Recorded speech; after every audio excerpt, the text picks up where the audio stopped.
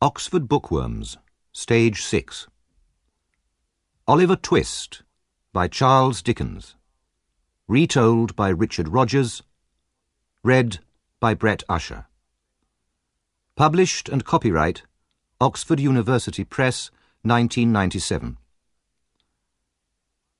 Chapter 1. Oliver's Early Life. Oliver Twist was born in a workhouse, and when he arrived in this hard world, it was very doubtful whether he would live beyond the first 3 minutes. He lay on a hard little bed and struggled to start breathing. Oliver fought his first battle without much assistance from the 2 people present at his birth. One was an old woman, who was nearly always drunk, and the other was a busy local doctor, who was not paid enough to be very interested in Oliver's survival. After all, death was a common event in the workhouse, where only the poor and homeless lived. However, Oliver managed to draw his first breath, and then announced his arrival to the rest of the workhouse by crying loudly. His mother raised her pale young face from the pillow and whispered, "Let me see the child and die." The doctor turned away from the fire, where he had been warming his hands. "You must not talk about dying yet," he said to her kindly. He gave her the child to hold. Lovingly, she kissed the baby on its forehead with her cold white lips, then stared wildly around the room, fell back, and died. "Poor dear," said the nurse, hurriedly putting a green glass bottle back in the pocket of her long skirt. The doctor began to put on his coat. "The baby is weak and will probably have difficulties," he said. "If so, give it a little milk to keep it quiet." Then he looked at the dead woman. "The mother was a good-looking girl. Where did she come from?" "She was brought here last night," replied the old woman. "She was found lying in the street. She'd walked some distance, judging by her shoes, which were worn to pieces. Where she came from, where she was going to, or what her name was, nobody knows." The doctor lifted the girl's left hand. "The old story," he said sadly, shaking his head. "No wedding ring, I see. Good night." And so Oliver was left with only the drunken nurse. Without clothes, under his first blanket, he could have been the child of a king or a beggar. But when the woman dressed him later in rough cotton clothes, yellow with age, he looked exactly what he was, an orphan in a workhouse, ready for a life of misery, hunger, and neglect. Oliver cried loudly. If he could have known that he was a workhouse orphan, perhaps he would have cried even more loudly. There was no one to look after the baby in the workhouse, so Oliver was sent to a special baby farm nearby. There, he and 30 other children rolled around the floor all day without the inconvenience of too much food or too much clothing. Mrs. Mann, the old woman who looked after them, was very experienced. She knew what was good for children, and a full stomach was very dangerous to their health. She also knew what was good for herself, so she kept for her own use the money that she was given for the children's food. The board, responsible for the orphans, sometimes checked on the health of the children, but they always sent the beadle, a kind of local policeman, to announce their visit the day before. So whenever the board arrived, of course, the children were always neat and clean. This was the way Oliver was brought up. Consequently, at the age of 9, he was a pale, thin child and short for his age. But despite frequent beatings by Mrs. Mann, his spirit was strong, which was probably the reason why he managed to reach the age of 9 at all. On Oliver's 9th birthday, Mr. Bumble the Beadle came to the house to see Mrs. Mann. Through the front window, Mrs. Mann saw him at the gate and turned quickly to the girl who worked with her. "Quick, Take Oliver and those others upstairs to be washed," she said. Then she ran out to unlock the gate. It was always kept locked to prevent official visitors walking in unexpectedly. "I have business to talk about," Mr. Bumble told Mrs. Mann as he entered the house. He was a big, fat man, often bad-tempered, and was full of self-importance. He did not like to be kept waiting at a locked gate. Mrs. Mann took his hat and coat, placed a chair for him, and expressed great concern for his comfort. "You've had a long walk, Mr. Bumble," she said, "and you must be thirsty." She took out a bottle from the cupboard. "No, thank you, Mrs. Mann, not a drop." He waved the bottle away. "Just a little drop, Mr. Bumble, with cold water," said Mrs. Mann persuasively. Mr. Bumble coughed. "What is it?" he asked, looking at the bottle with interest. "Gin. I keep it for the children's medicine drink." "You give the children gin, Mrs. Mann?"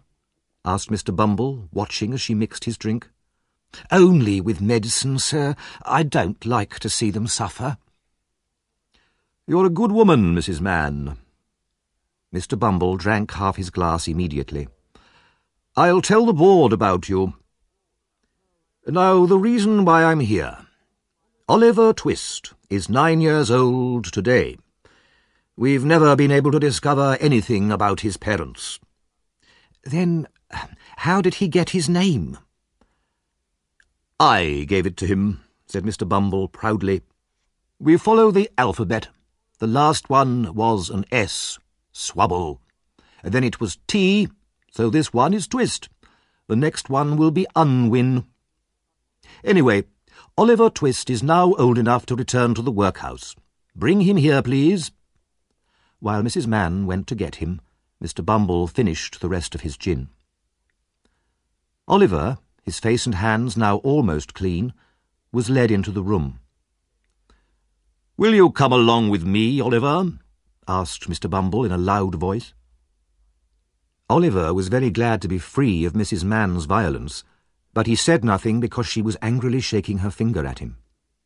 However, as the gate closed behind Oliver, he burst into tears. He was leaving behind the other children, the only friends he had, and he realized at that moment how lonely he was in the world. Mr. Bumble walked on with long steps, with Oliver on his short little legs running beside him. The feeling of contentment produced by gin and water had now disappeared, and the beadle was in a bad mood once more. Back at the workhouse, Oliver was taken to see the board. He stood in front of 10 fat men who were sitting around a table. "What's your name, boy?" asked a particularly fat man with a very round red face. Oliver was frightened at the sight of so many people and started to cry. "Why are you crying?" The beadle hit him on the back, and so naturally Oliver cried even more. "The boy's a fool," one member of the board announced. "You know you have no father or mother," said the first man, "and that you have been brought up with other orphans." "Yes, sir," replied Oliver, crying bitterly. "Why is the boy crying?" repeated the other man, puzzled. "You have come here to be educated," continued the fat man, "so you will start working here tomorrow at 6 o'clock. Oliver was led away to a large room where, on a rough, hard bed, he cried himself to sleep. The room in the workhouse where the boys were fed was a large stone hall, and at one end the master and 2 women served the food. This consisted of a bowl of thin soup 3 times a day, with a piece of bread on Sundays. The boys ate everything and were always hungry. The bowls never needed washing. The boys polished them with their spoons until they shone. After 3 months of this slow starvation, one of the boys told the others he was so hungry that one night he might eat the boy who slept next to him. He had a wild, hungry eye, and the other boys believed him. After a long discussion, they decided that one of them should ask for more food after supper that evening, and Oliver was chosen. The evening arrived, the soup was served, and the bowls were empty again in a few seconds.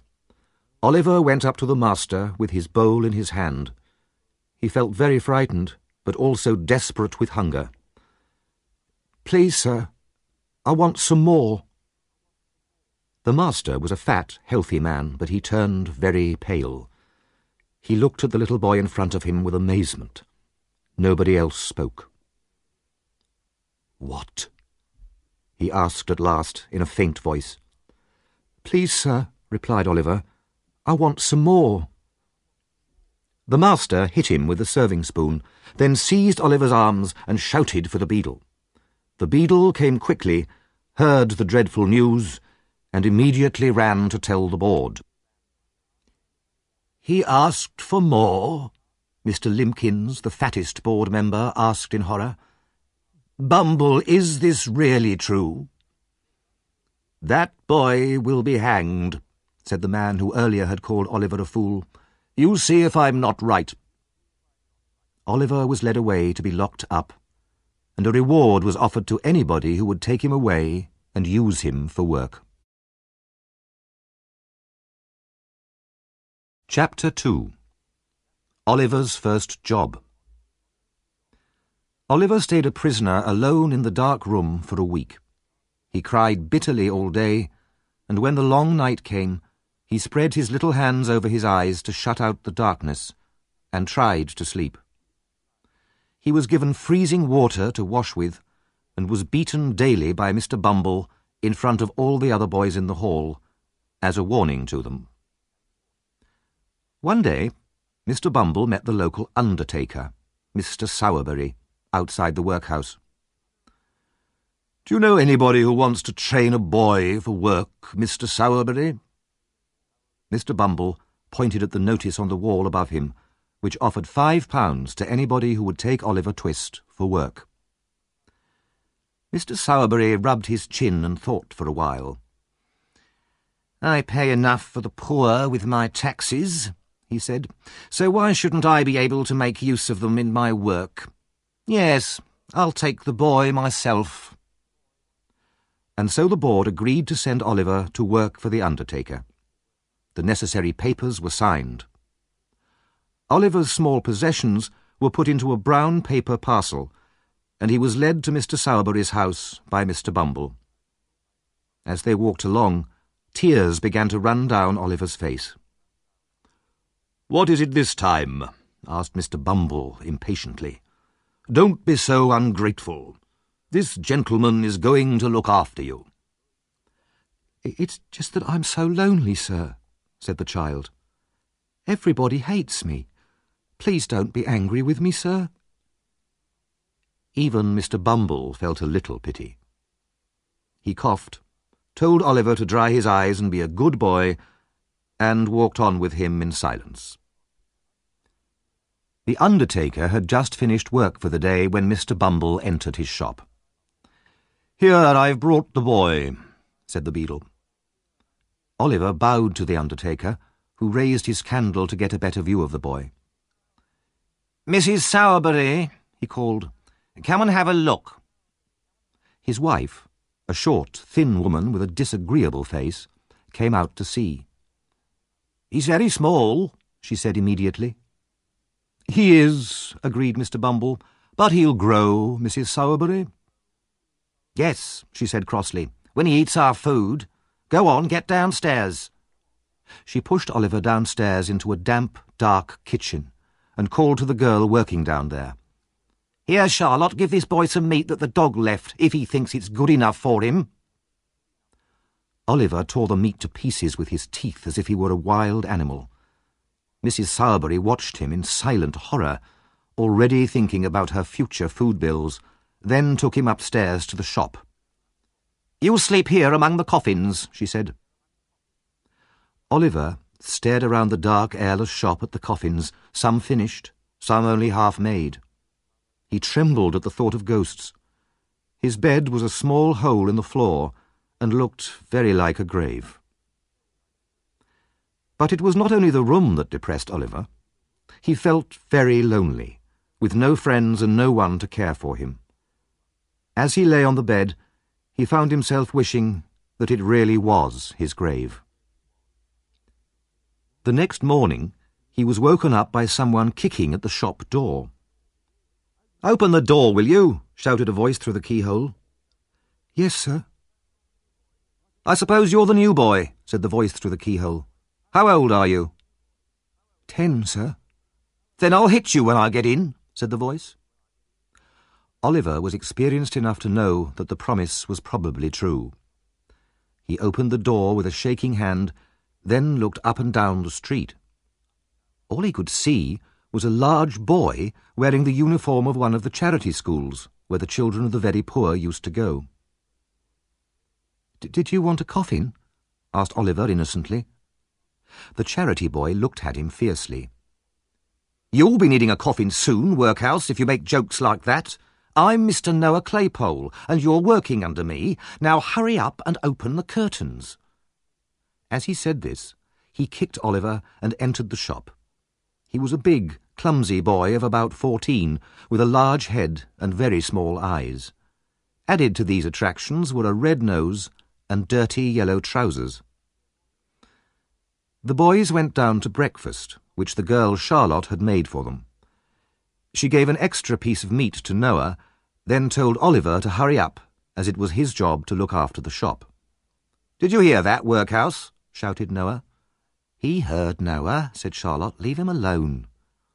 "Why?" asked Noah. "All his relations have already left him alone. His mother and father aren't going to interfere with him." Charlotte and Noah both started laughing loudly. Oliver sat alone in the corner, eating old bits of bread. Noah was a charity boy, but not a workhouse orphan. He at least knew who his parents were. But for a long time, all the local shop boys had insulted him because he wore the uniform of a charity boy. Now fortune had brought him a creature in an even lower position in society than himself. Noah intended to repay to Oliver every insult he had ever received, and to make the new boy's life a misery. After a few weeks, Mr. Sowerberry decided that he liked Oliver's appearance enough to train him in the undertaking business. Oliver's permanent expression of sadness was very suitable, the undertaker thought, for collecting dead bodies from houses and accompanying the coffins to funerals. One day, Mr. Bumble came to tell them about a woman who had died in an extremely poor part of the town, and Sowerberry and Oliver went to collect the body. They went down dirty, narrow streets, where the houses on either side were tall and large, but very old. Some of the houses were almost falling down, and had to be supported by huge blocks of wood. The area was so poor that even the dead rats in the street looked as though they had died of hunger. They found the right house, and climbed the dark stairs to a miserable little room. Some children watched them from the shadows as they entered. Something lay beneath a blanket on the floor in one corner. A man and an old woman stood near the body. Oliver was afraid to look at them. With their thin faces and sharp teeth, they looked like the rats he had seen outside. As Sowerberry began to measure the body for a coffin, the man knelt on the floor and cried out, "She starved to death, I tell you. That's why she died." He fell to the floor, and all the children behind him started to cry. Sowerberry and Oliver, their work done, left as fast as they could. They returned the next day with the coffin, and 4 men from the workhouse who were to carry it. The man and the old woman followed the coffin to the church, and waited silently by the grave for the priest to arrive. When at last he came, he hurried through the burial prayers, and as quickly as possible, it was only a job after all, the coffin was put into the ground. At this point the husband, who had not moved once during his wife's burial, not even during the long wait for the priest, suddenly fainted to the ground and had to have cold water thrown over him. "So, how did you like it, Oliver?" asked Sowerberry later as they walked home. Not very much, sir," Oliver answered truthfully. "You'll get used to it, my boy." Oliver wondered how long that would take, and remained silent all the way back to the shop, thinking about everything that he had seen and heard. Chapter 3 Oliver Goes to London. Oliver was now officially an undertaker's assistant. It was a good, sickly time of year, and coffins were selling well. Oliver gained a lot of experience in a short time, and was interested to see how brave some people were after a death in the family. During funerals for some rich people, for example, he saw that the people who had cried the loudest in church usually recovered the fastest afterwards. He noticed how in other wealthy families the wife or the husband often seemed quite cheerful and calm despite the recent death, just as if nothing had happened. Oliver was very surprised to see all this, and greatly admired them for controlling their sadness so well. He was treated badly by most of the people around him. Noah was jealous because Oliver went out to burials while he was left back in the shop, so he treated him even worse than before. Charlotte treated him badly because Noah did, and Mrs. Sowerberry was his enemy because Mr. Sowerberry was supposed to be his friend. One day something happened which might seem unimportant, but which had a great effect on Oliver's future. Noah was in a particularly bad mood one dinner time, and so he tried to make Oliver cry by hitting him, pulling his hair, and calling him horrible names. This was all unsuccessful, so he tried personal insults. "Workhouse, how's your mother?" he asked. "She's dead," replied Oliver, his face going red with emotion. Noah hoped that Oliver was going to cry, so he continued, "What did she die of, Workhouse?" "Of a broken heart, I was told," and a tear rolled down Oliver's cheek. "Why are you crying, Workhouse?" Oliver remained silent, and Noah grew braver.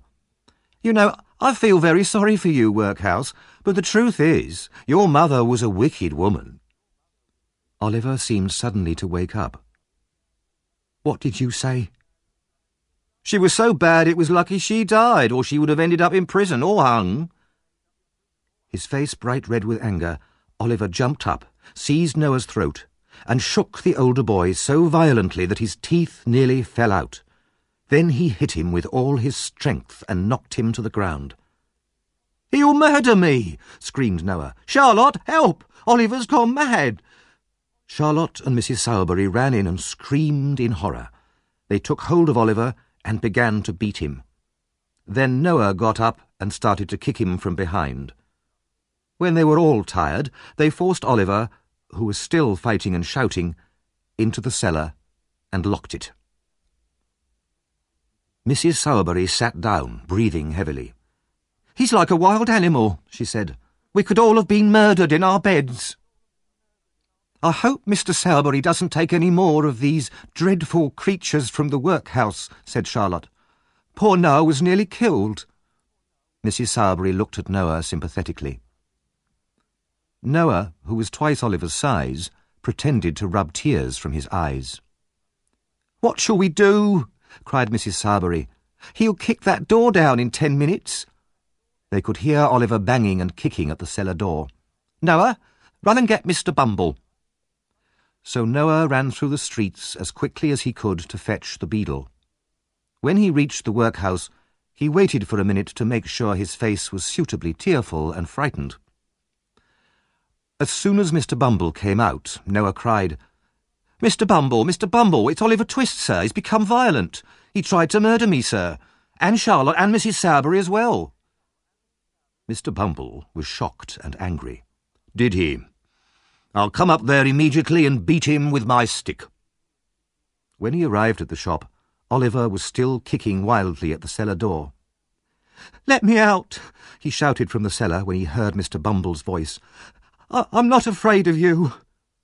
Mr. Bumble stopped for a moment, amazed and even rather frightened by this change in Oliver. Then he said to Mrs. Sowerberry, "It's the meat that's caused this, you know." "What?" "Meat, madam. You fed him too well here. Back in the workhouse this would never have happened." "I knew I was too generous to him," said Mrs. Sowerberry, raising her eyes to the ceiling. At that moment, Mr. Sowerberry returned, and hearing what had happened, according to the ladies, he beat Oliver so hard that even Mr. Bumble and Mrs. Sowerberry were satisfied. Mr. Sowerberry was not a cruel man, but he had no choice. He knew that if he didn't punish Oliver, his wife would never forgive him. That night, alone in the room with the coffins, Oliver cried bitter, lonely tears. He did not sleep, and very early in the morning, before anyone was awake, he quietly unlocked the shop door and left the house. He ran up the street and through the town as far as the main road, where he saw a sign that told him it was just 70 miles from there to London. The name London gave the boy an idea. That huge place. Nobody, not even Mr. Bumble, could ever find him there. He had heard old men in the workhouse say it was a good place for brave boys, and that there was always work there for those that wanted it. It would be the best place for him. He jumped to his feet and walked forward again.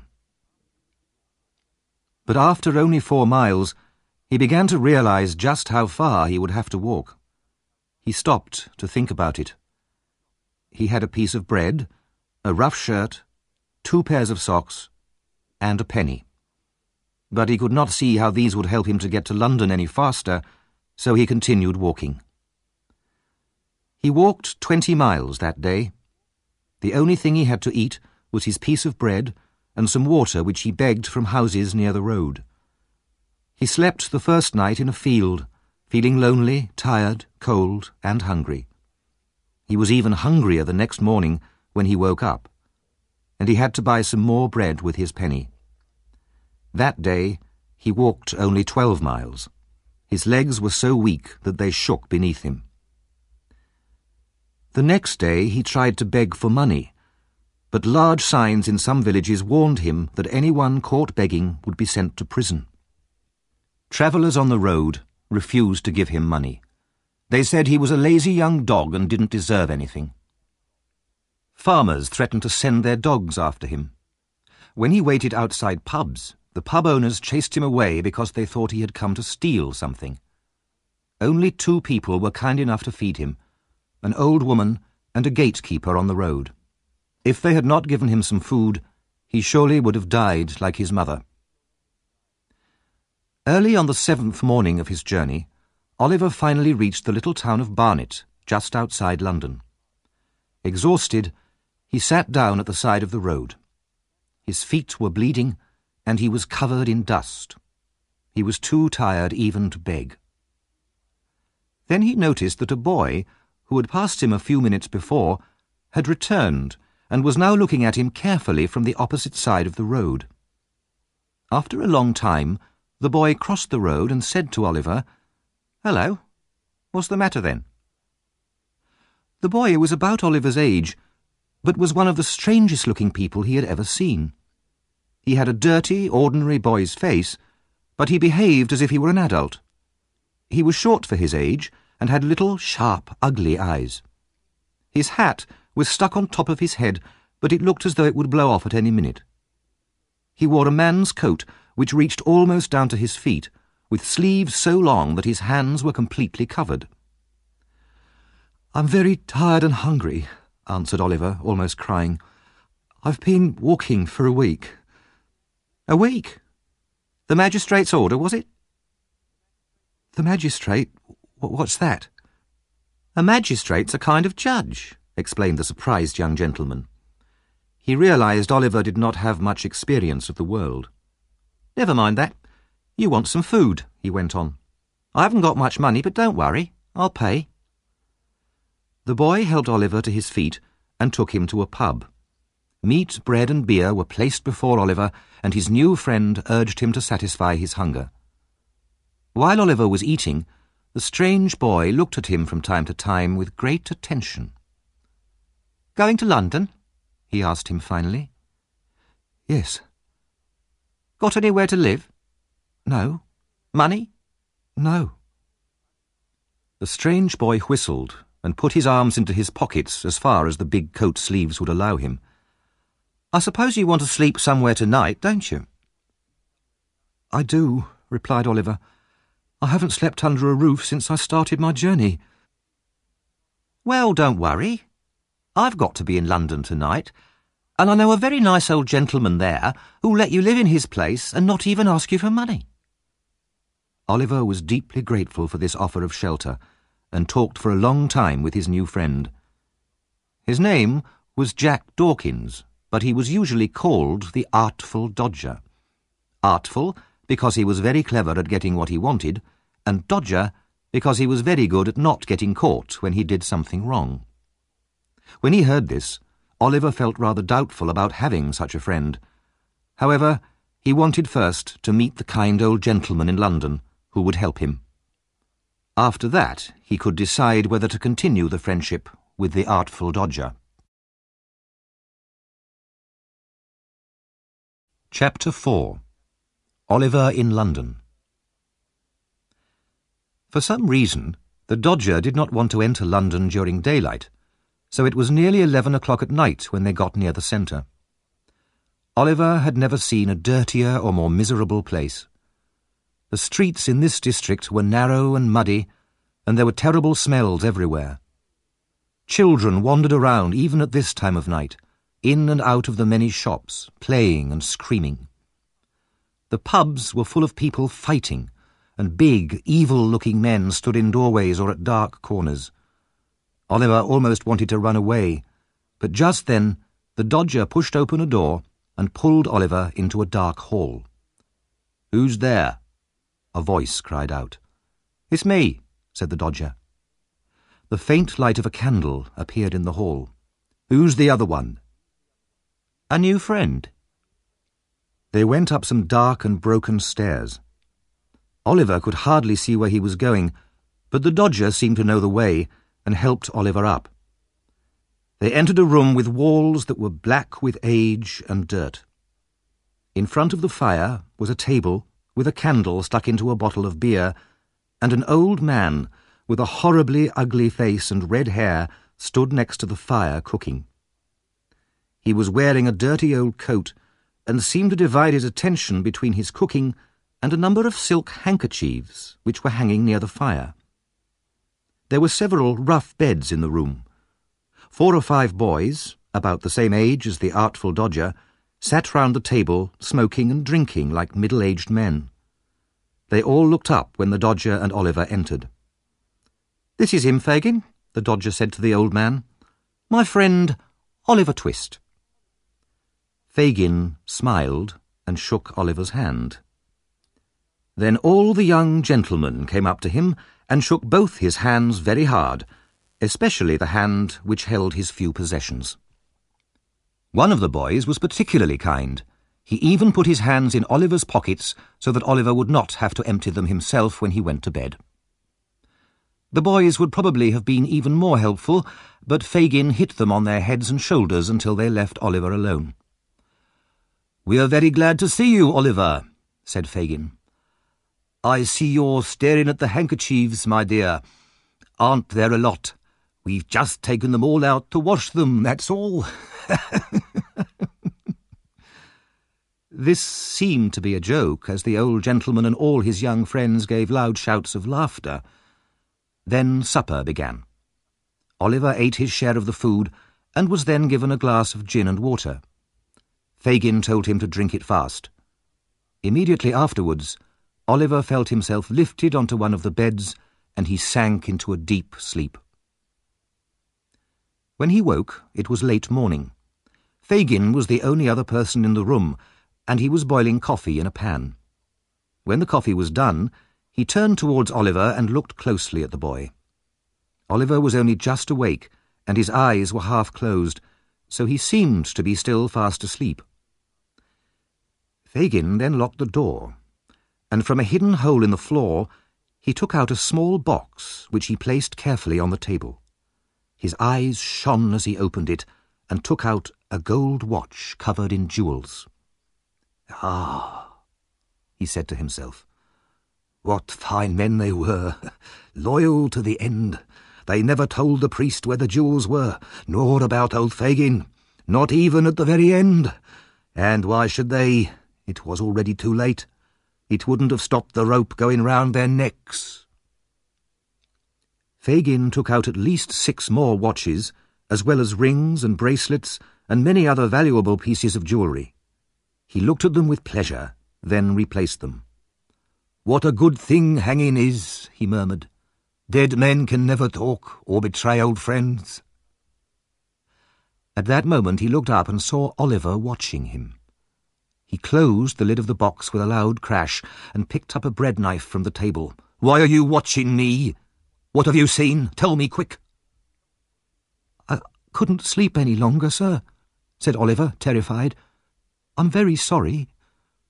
"You weren't awake an hour ago?" Fagin asked fiercely, still holding the knife. "I promise I wasn't, sir," replied Oliver.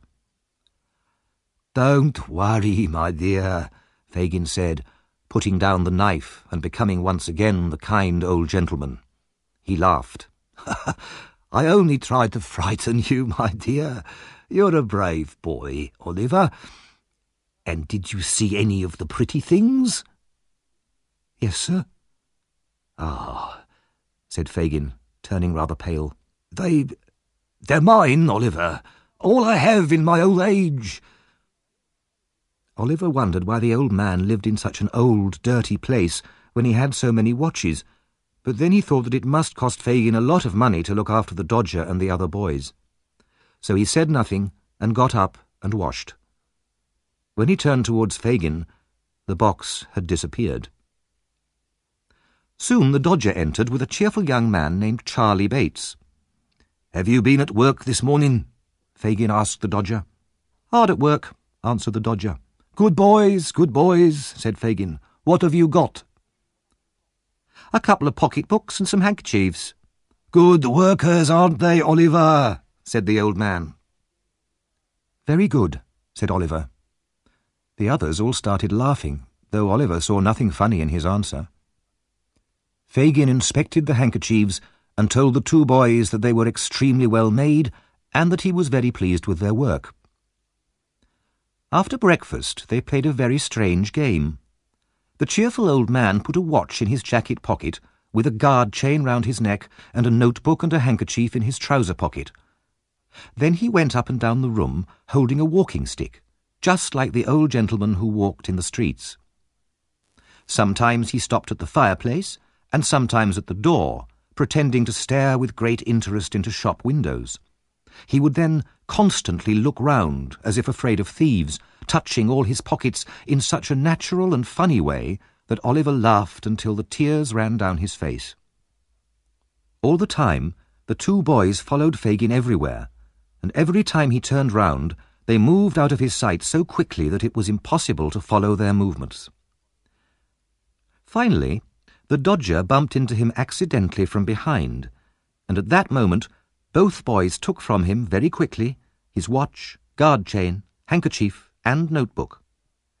If the old man felt a hand in any of his pockets, he cried out, and then the game began again. Later, the boys went out again to do some more work. When they had gone, Fagin turned to Oliver. "Take my advice, my dear," he said. "Make them your models, especially the Dodger. He'll be a great man himself, and will make you one too if you copy him. Is my handkerchief hanging out of my pocket, my dear?" "Yes, sir," said Oliver. "See if you can take it out without my feeling it, just as you saw them doing it when we were playing." Oliver held up the bottom of the pocket with one hand, as he had seen the Dodger hold it, and pulled the handkerchief lightly out of it with the other. "Has it gone?" asked Fagin. "Here it is, sir," said Oliver, showing it in his hand. "You're a clever boy, my dear," said the old gentleman, putting his hand on Oliver's head. "I've never seen a quicker boy. If you go on like this, you'll be the greatest man in London. Now come here, and I'll show you how to take the marks out of handkerchiefs." Oliver wondered what the connection was between playing at stealing from the old gentleman's pocket and becoming a great man, but he followed him quietly to the table and was soon deeply involved in his new study. Oliver remained in Fagin's room for many days, picking the marks and names out of the handkerchiefs and sometimes playing the same game as before. One evening, 2 young ladies came to visit, and a very cheerful party followed. Oliver thought they were very nice, friendly girls. The Dodger and Charlie Bates went out to work every day, but sometimes came home with no handkerchiefs, and Fagin would get very angry. Once he even knocked them both down the stairs and sent them to bed with no dinner, because they had returned with nothing. At last, the morning came when Oliver was allowed to go out to work with the 2 other boys. There had been no handkerchiefs for him to work on for several days, and there was not very much to eat for dinner. The 3 boys set out, but they walked so slowly that Oliver thought they were not going to work at all. Then suddenly the Dodger stopped and put his finger to his lips. "What's the matter?" demanded Oliver. "Be quiet," replied the Dodger. "Do you see that old man outside the bookshop? He's the one." Oliver looked from the Dodger to Charlie Bates with great surprise and confusion, but he had been told not to ask questions. The 2 boys walked quickly and secretly across the road towards the old gentleman. Oliver followed behind them, watching in silent amazement. The old gentleman looked quite rich. He wore gold glasses, white trousers, and had an expensive walking stick under his arm. He had picked up a book and was standing there, reading it with great concentration, just as if he were in his own armchair at home. Oliver, his eyes wide with horror and alarm, watched as the Dodger put his hand in the old gentleman's pocket, took out a handkerchief and handed it to Charlie Bates. Then the 2 of them ran round the corner as fast as they could. Suddenly, the whole mystery of the handkerchiefs and the watches and the jewels and Fagin became clear. Oliver stood for a moment in terror, the blood rushing through him until he felt he was on fire. Then, confused and frightened, he started to run.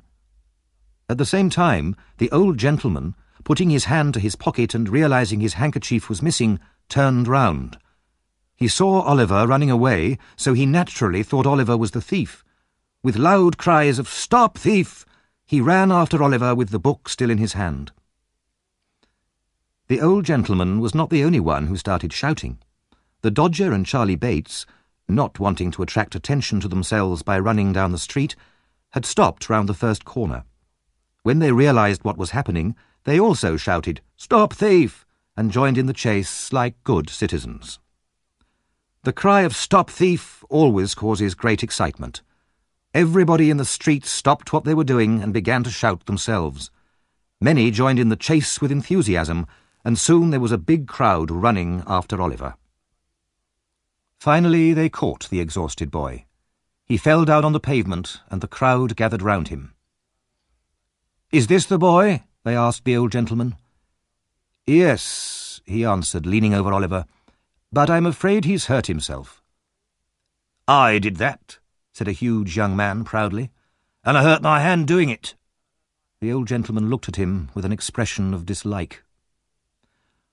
Oliver lay on the ground, covered with mud and dust and bleeding from the mouth, and looked wildly at all the faces surrounding him. At that moment a policeman arrived and took Oliver by the collar. "Come on, get up," he said roughly. "It wasn't me, sir," said Oliver, looking round. "It was 2 other boys. They're here somewhere." "Oh, no, they aren't," replied the policeman. In fact, he was right, as the Dodger and Charlie had quietly disappeared as soon as the crowd had caught Oliver. "Come on, get up." "Don't hurt him," said the old gentleman. "I won't," said the policeman, tearing Oliver's jacket half off his back as he lifted him up. The 3 of them started walking, followed by the excited crowd. Chapter 5. Oliver's life changes. Oliver was taken to the nearest police station. The officer at the gate looked at the boy. "Another young thief, eh?" He turned to the old gentleman. "Are you the person who was robbed, sir?" "Yes, I am," replied the old gentleman, "but I'm not sure that this boy actually took the handkerchief. I don't really want to take him to court." "Too late. He must go before the magistrate now." Oliver was locked in a small stone cell which was disgustingly dirty and smelly. As the key turned in the lock, the old gentleman said to himself thoughtfully, "There's something in that boy's face. He could be innocent. Have I seen someone like him before?" After thinking about this for a few minutes, he said, "No, it must be imagination." He sighed unhappily and began reading the book again.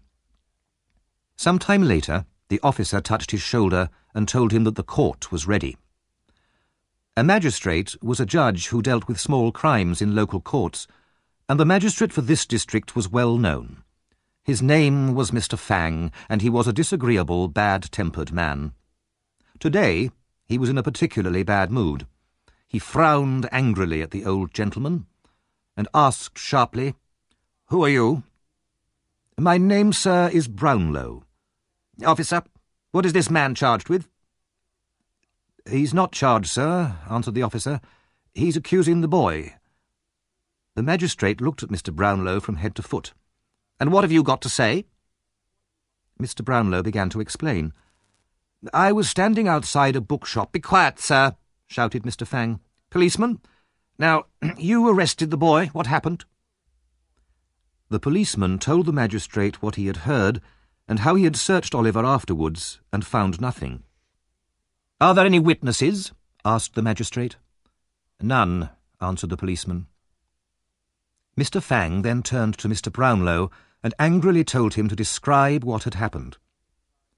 Mr. Brownlow explained that he had run after the boy only because he saw him running away. He did not think that the boy was the actual thief, and he hoped that the boy would not be punished. "He's been hurt already," he added, "and now I'm afraid he's very ill."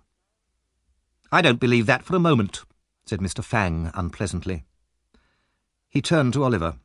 "Come now, don't try any clever tricks with me. What's your name?" he demanded. Oliver tried to reply, but he was too weak to speak. He was deadly pale, and he felt the room spinning round him. At last he managed to whisper a request for water, but the magistrate refused angrily. Suddenly, Oliver fainted and fell to the floor. Mr. Fang stared at him angrily. "Guilty, 3 months' prison," he said immediately. "Let him lie there. He'll soon be tired of that." Mr. Fang stood up. "This court is now closed." At that moment, a man in an old black coat rushed in. "Stop!" he shouted. "Don't take the boy away. I saw it all. I'm the bookshop owner." Mr. Fang's face was black with anger at this unexpected interruption, but the bookshop owner demanded to be heard. He described exactly what had really happened. He had seen 2 boys steal the handkerchief and then run away, leaving Oliver to be arrested.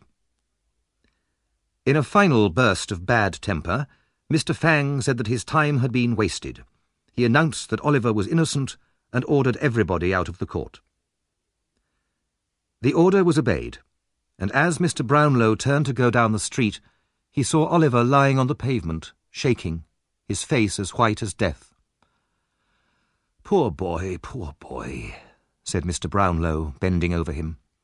He called a coach quickly, laid Oliver on the seat, and drove away. The coach stopped at a neat house in a quiet, shady street in North London. Oliver was gently carried into a bed and received more care and kindness than he had ever had in his life. But he had a fever, and for many days he lay there unconscious. When he eventually awoke, weak, thin and pale, he looked anxiously around the room. "What room is this? Where am I?" he said. "This is not the place I fell asleep in." Mrs. Bedwin, the motherly old housekeeper, heard his words and instantly came to him. "Hush! Be quiet, my dear, or you'll be ill again. Lie down." He lay down and woke up again much later. After a while, he was able to sit up in a chair, although he was still too weak to walk. In this new position, he could see a picture of a woman hanging on the wall opposite. "Who is that, madam?" he asked the old housekeeper. "I don't know, my dear. Do you like it?" "The eyes look so sad, and they seem to be staring at me. as if the person was alive and wanted to speak to me but couldn't. "You're weak and nervous after your illness," Mrs. Bedwin said kindly. "Don't worry about things like that." Later that day, Mr. Brownlow came in, having heard that the boy was a little better at last. He was delighted to see that Oliver could sit up, but when he saw Oliver's face clearly, Mr. Brownlow stared hard at him. "I hope you're not angry with me, sir," said Oliver anxiously. "No, no, not in the least," he replied. Then he turned to the housekeeper. "But look, Mrs. Bedwin, look there." He pointed to the picture of the woman above Oliver's head, and then to the boy's face. It was a living copy of the picture. Even the expression was the same. Oliver did not understand what was happening. He was so alarmed by Mr. Brownlow's excitement that he fainted once more. The Dodger and Charlie Bates had left the crowd which was chasing Oliver as soon as they could. They went back to their house through the narrow streets, using a complicated route in case anyone was following them. Once they were safely away from other people, Charlie Bates rolled on the ground and laughed and laughed.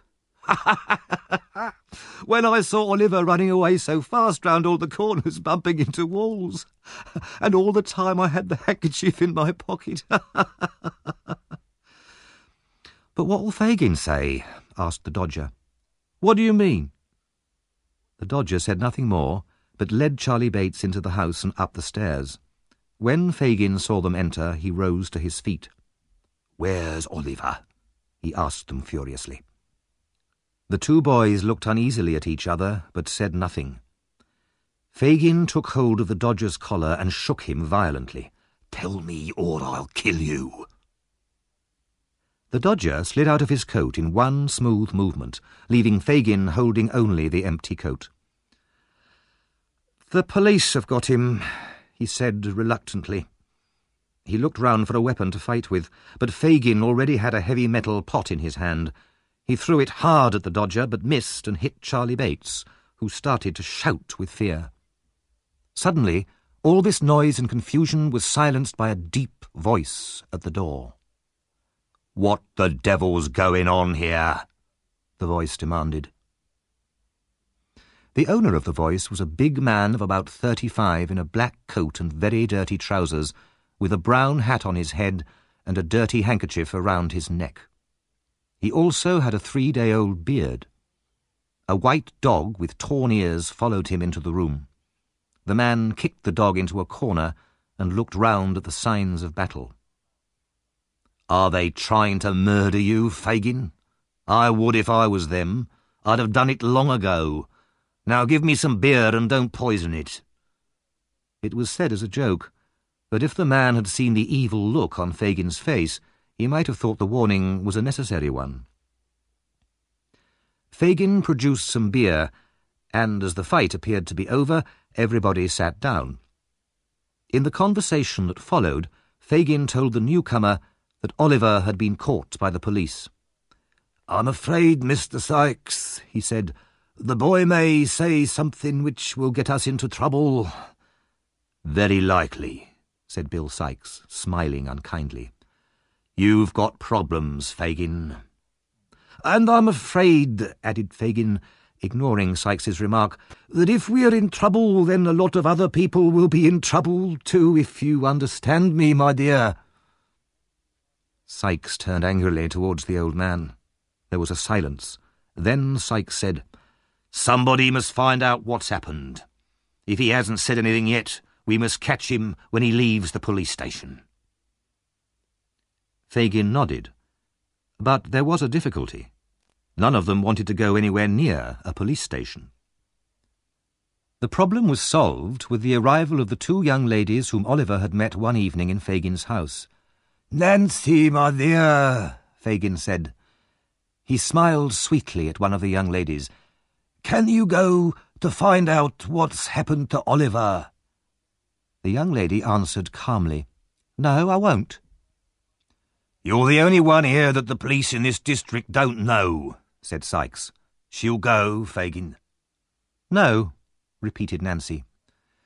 "Yes, she will, Fagin." Sikes was right. With a mixture of threats and promises, he soon persuaded Nancy to go. She set off at once, and at the police station pretended to be a shy, frightened girl. "Is my poor little brother Oliver here?" she asked the officer with the keys. "He's not here," the officer replied. "The gentleman's got him." "The gentleman? Oh, no! What gentleman?" cried Nancy, very upset. The policeman explained that Oliver had become ill, and the old gentleman had taken him to his house in the Pentonville district of North London. Nancy, still looking terribly upset, left the station and hurried back to Fagin's house with this news. As soon as he heard it, Sikes called his white dog, put on his hat, and left without saying goodbye to anyone. "We must find him," Fagin said urgently to the rest of them. "No one can stay here. It's too dangerous now. All of you, walk around Pentonville and keep your ears open. Don't come back until you have some news of Oliver. If you can, kidnap him. We've got to keep him quiet before he starts talking about us to his new friends."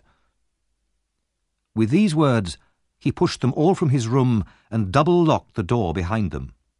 Then he took out his hidden box and very carefully hid all the watches and the jewellery beneath his clothes. Chapter 6. Oliver is found again.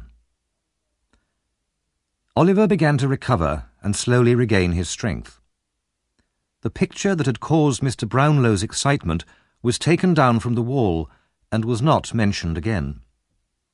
Oliver was disappointed at the disappearance of the picture, since he liked the woman's face, but he had many other things to think about now. They were happy days while Oliver was getting better. He played cards with Mrs. Bedwin and listened to stories about her family. The days were all so quiet and relaxing after the hardships and poverty of his previous life. Mr. Brownlow bought him a new suit and new shoes, and Oliver's dirty old clothes were given away. One day, Mr. Brownlow asked him to come to his study for a little talk. Oliver went in and sat down. He looked at Mr. Brownlow's serious face in alarm. "Don't tell me you're going to send me away, sir, please," he exclaimed. "Let me stay here. I could help with the housework. Please, sir." "My dear child, don't be afraid," said Mr. Brownlow kindly. I won't desert you.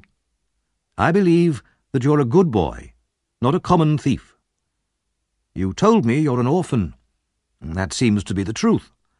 But I want to hear now the whole story of your life and how you came to be with the boys I saw you with that day." Oliver began his story, but was soon interrupted by the arrival of Mr. Grimwig, an old friend of Mr. Brownlow's. Mr. Grimwig was a fierce old gentleman and very fond of arguments. He clearly knew all about Oliver and inspected him closely. "So this is the boy, is it?" he said at last. Oliver bowed politely and was introduced by Mr. Brownlow. Tea was then brought in, and during the meal Mr. Grimwig stared so hard at Oliver that the boy felt rather confused. Eventually, Mr. Grimwig whispered to Mr. Brownlow, "He may be a good—" Chapter 7. The Robbery. A few days later, a visitor arrived in London from Oliver's hometown. He was a large, fat man, and very proud of his hat, which showed the world that he was a most important official. It was, in fact, Mr. Bumble the Beadle, Oliver's old enemy. Mr. Bumble had completed his business in the city and had just finished a most satisfactory meal in a pub. He pulled up his chair to the fire to enjoy his hot gin and water in comfort and opened the newspaper. The first thing he saw was this notice. "A reward of £5 is offered for any information leading to the discovery of a young boy, Oliver Twist, who was kidnapped from his home in Pentonville last Thursday evening. I am also very interested in any information about his past." There was then a full description of Oliver's clothes and appearance, and Mr. Brownlow's full address. Mr. Bumble rubbed his eyes, read the notice again, and was at the address in less than 10 minutes. He was shown into Mr. Brownlow's study, where the old gentleman and his friend Mr. Grimwig were sitting. "Do you know where the poor boy is now?"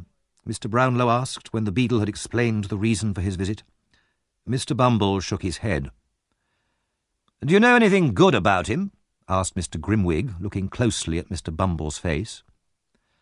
Mr. Bumble shook his head again, very seriously, and turned down the corners of his mouth. "Then tell us everything you know about him," said Mr. Brownlow impatiently. Mr. Bumble put down his hat, unbuttoned his coat, folded his arms, and sat back in his chair. He spoke in his most important and official voice, and talked for 20 minutes. His listeners heard all the details of Oliver's illegitimate birth, and how generously he had been treated as a workhouse orphan. They heard how he had always been an ungrateful and dangerous child, violently attacking another boy, and finally running away from the house where he had been working. The old gentleman shook his head sadly and gave Mr. Bumble the £5. "I would have been happy to give you 3 times the amount if your story had proved that the boy was good." If Mr. Bumble had known this earlier, he might have told a different story, but now it was too late, so he took the money and left. Mr. Brownlow walked up and down his room for several minutes, deep in thought. He rang the bell for Mrs. Bedwin, his housekeeper, and told her what he had heard. "I don't believe it," she said, with great certainty. "I was right," said Mr. Grimwig, with satisfaction. "You should have listened to what I said." Mr. Brownlow said angrily, "Never let me hear the boy's name again. Never. Remember that, Mrs. Bedwin." There were sad hearts at Mr. Brownlow's house that night. Meanwhile, in another part of London, Oliver remained a prisoner. Fagin had told Oliver how ungrateful he had been to run away. He had told him that he would have died of hunger without Fagin's kindness. He went on to tell Oliver the story of another young boy who had gone to the police to tell them about the gang, but who had finally been hanged one morning for being a thief. Fagin described the hanging in terrifying detail, and said that he hoped he would never have to tell the police about Oliver and see Oliver with a rope around his neck. Oliver felt his blood turn cold. He remained locked in a room for many days, seeing nobody between early morning and midnight. He spent his time thinking sadly about his friends in Pentonville. After a week, he was free to wander round the house during the day. It was a dirty place, full of rats and insects, but no other living thing. All the windows were closed and covered with wood and metal bars that kept out the light. One afternoon, the Dodger and Charlie Bates were at home, and they started telling Oliver about their lives as thieves. "Why don't you become one?" Charlie asked him. "We all are here. Both of us, and Fagin, Sykes, Nancy, all of us." "I don't want to be," replied Oliver. "I wish they'd let me go." "But it's a good life," the Dodger said, taking some coins from his pocket and throwing them up in the air. "What does it matter where the money comes from?" he said, laughing. "If you don't steal it, someone else will.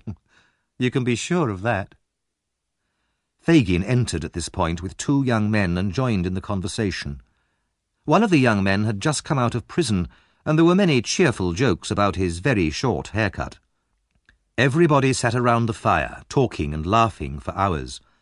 Fagin told Oliver how good the Dodger was at his job, and what a friendly boy Charlie was. It was, without doubt, an interesting evening for Oliver, after so many days locked up alone. After that evening he was rarely on his own again. He spent a lot of time with the Dodger and Charlie, and often played the handkerchief game with them. At other times, Fagin would tell them all about robberies he had committed in his younger days, telling the stories so well and putting in so many funny details that Oliver could not stop laughing, even though he knew it was wrong. Fagin knew what he was doing. He had made sure that Oliver was so lonely and miserable that he would be desperate for any friends, however criminal. Slowly and deliberately, Fagin was trying to poison the young boy's mind. One damp, cold, windy night a few weeks later, Fagin put on his heavy coat and, with the collar pulled up high to hide his face, left his home. He walked fast through the streets, never losing his way even in the darkest places. Finally, he reached an evil, narrow street lit only by a single lamp. He knocked on a door, said something quietly to the person who opened it, then walked upstairs. Bill Sikes was sitting by his fire with his dog when Fagin entered. The room was a small, dark place with almost no furniture. Nancy was there too, and Fagin glanced at her uneasily. He had not seen her since she had attacked him to stop him hitting Oliver.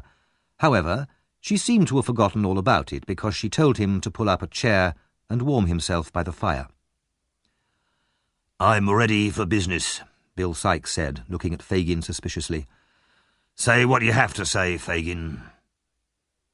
"It's about the robbery at Chertsey, Bill," answered Fagin.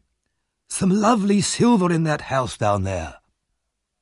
I know, Sikes said. "I was down there 2 nights ago to have a look at the house. But it's locked like a prison at night, all except one part." "Where's that?" asked Fagin, bending his head forwards, his eyes staring excitedly at Sikes.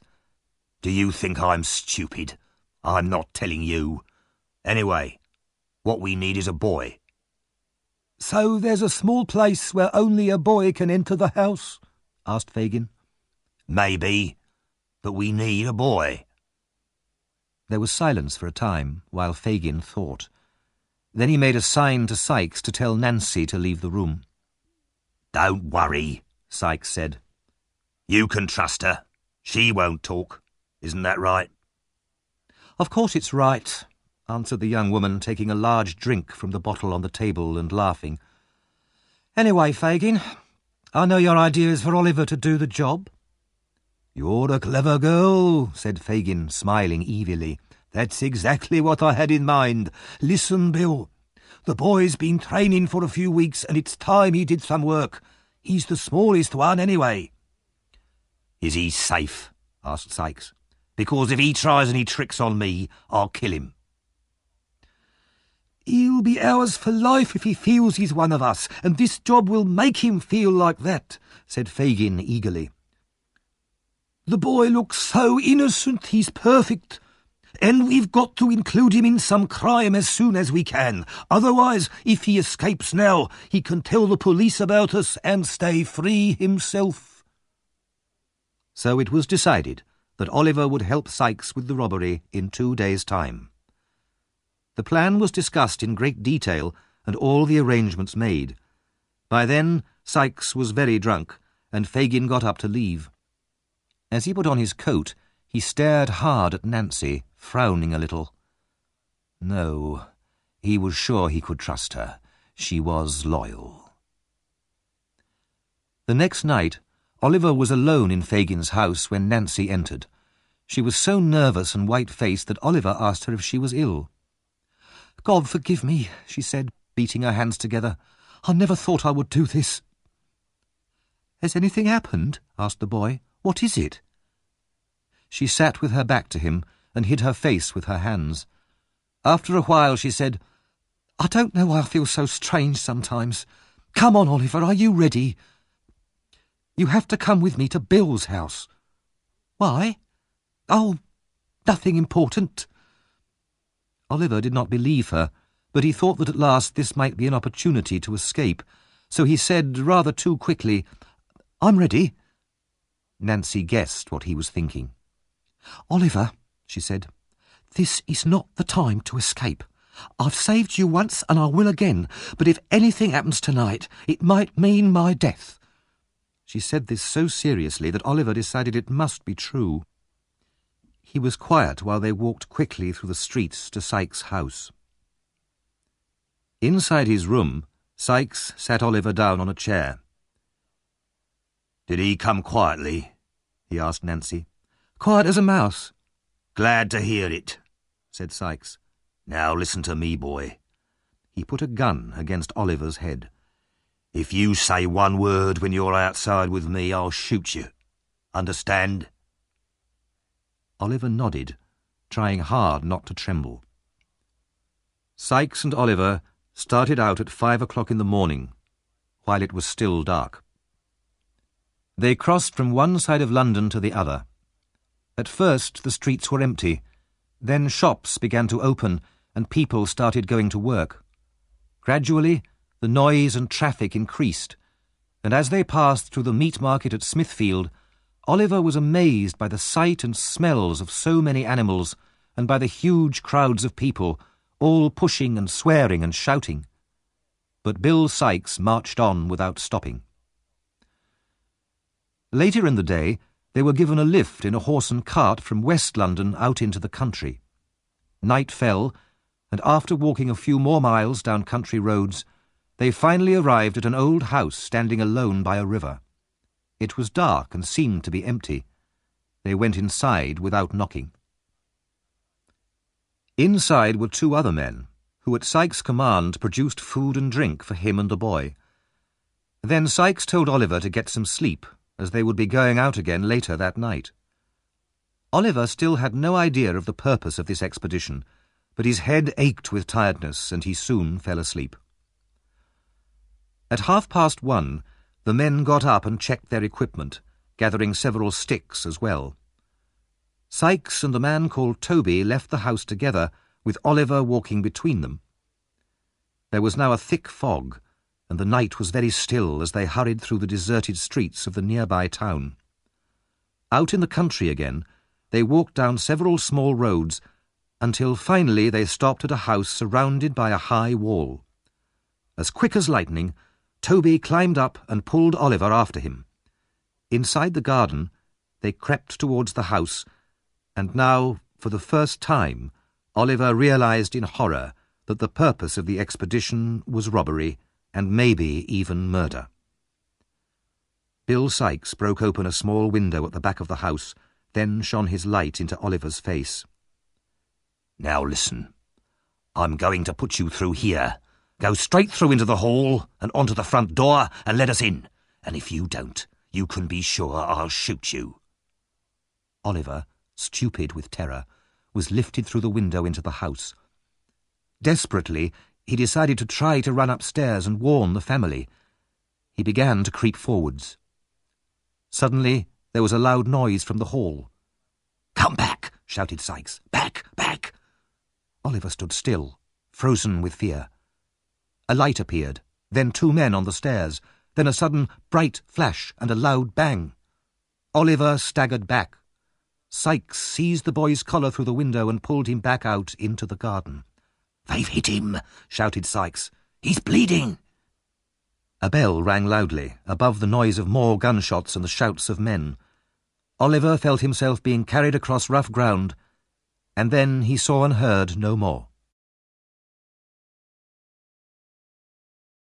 Chapter 8.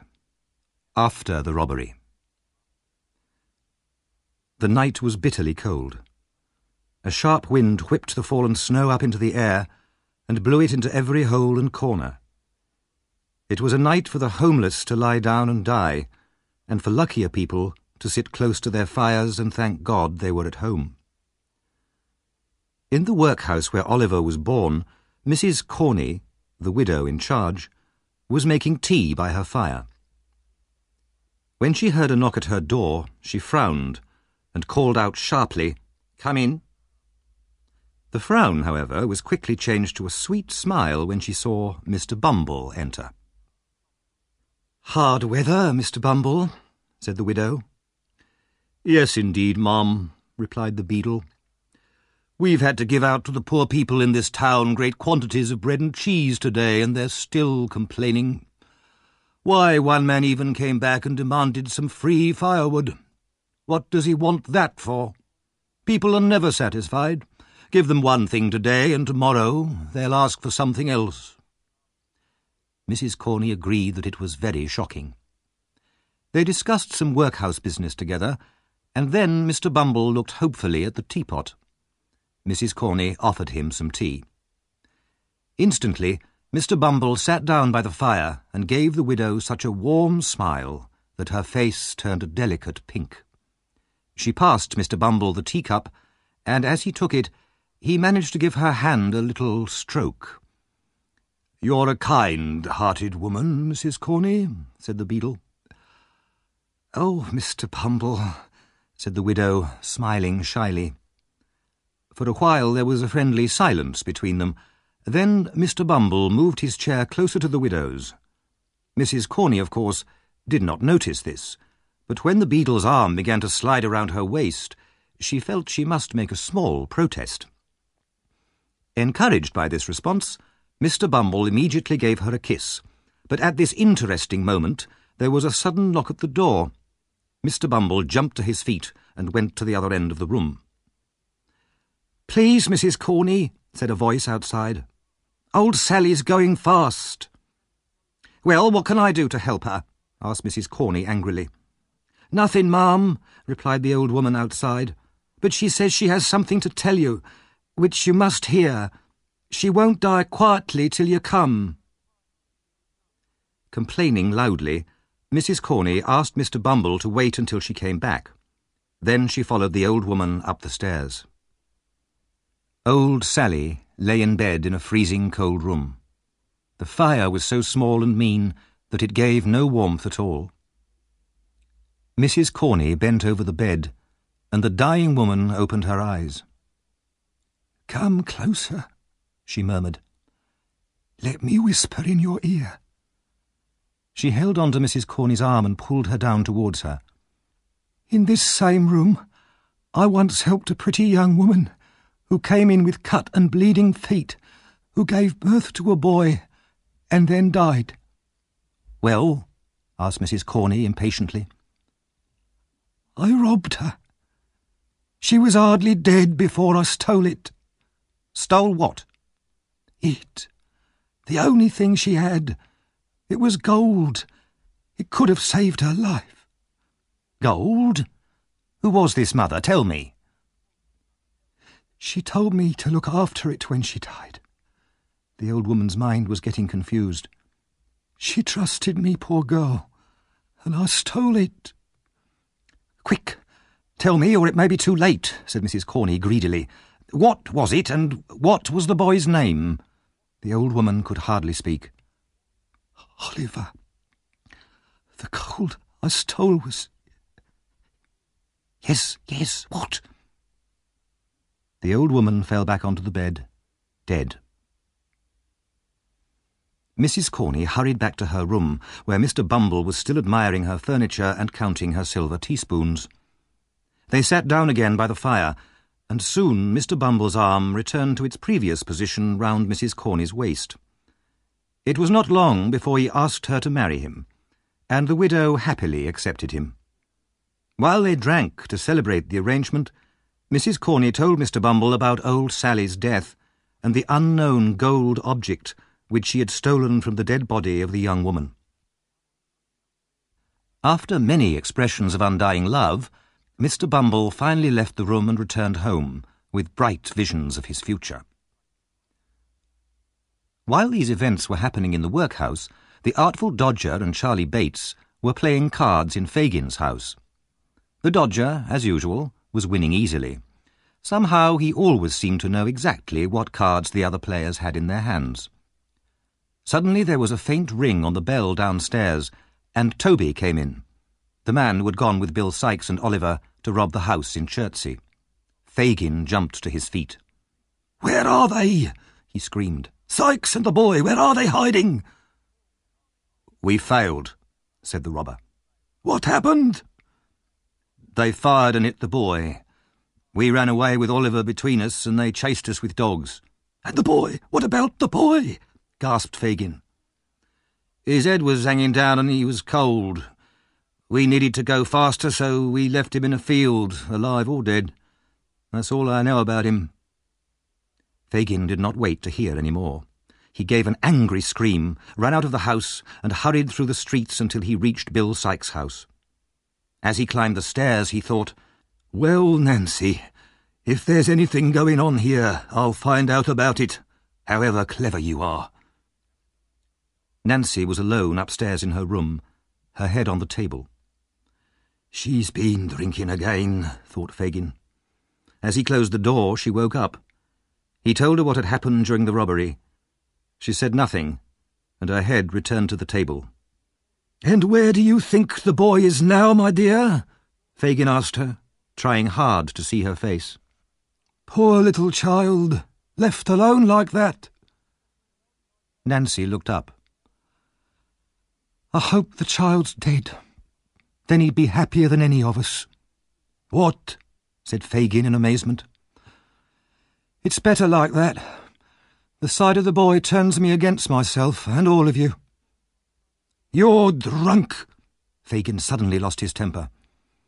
"The boy's worth a fortune to me, and now a drunken gang has lost him.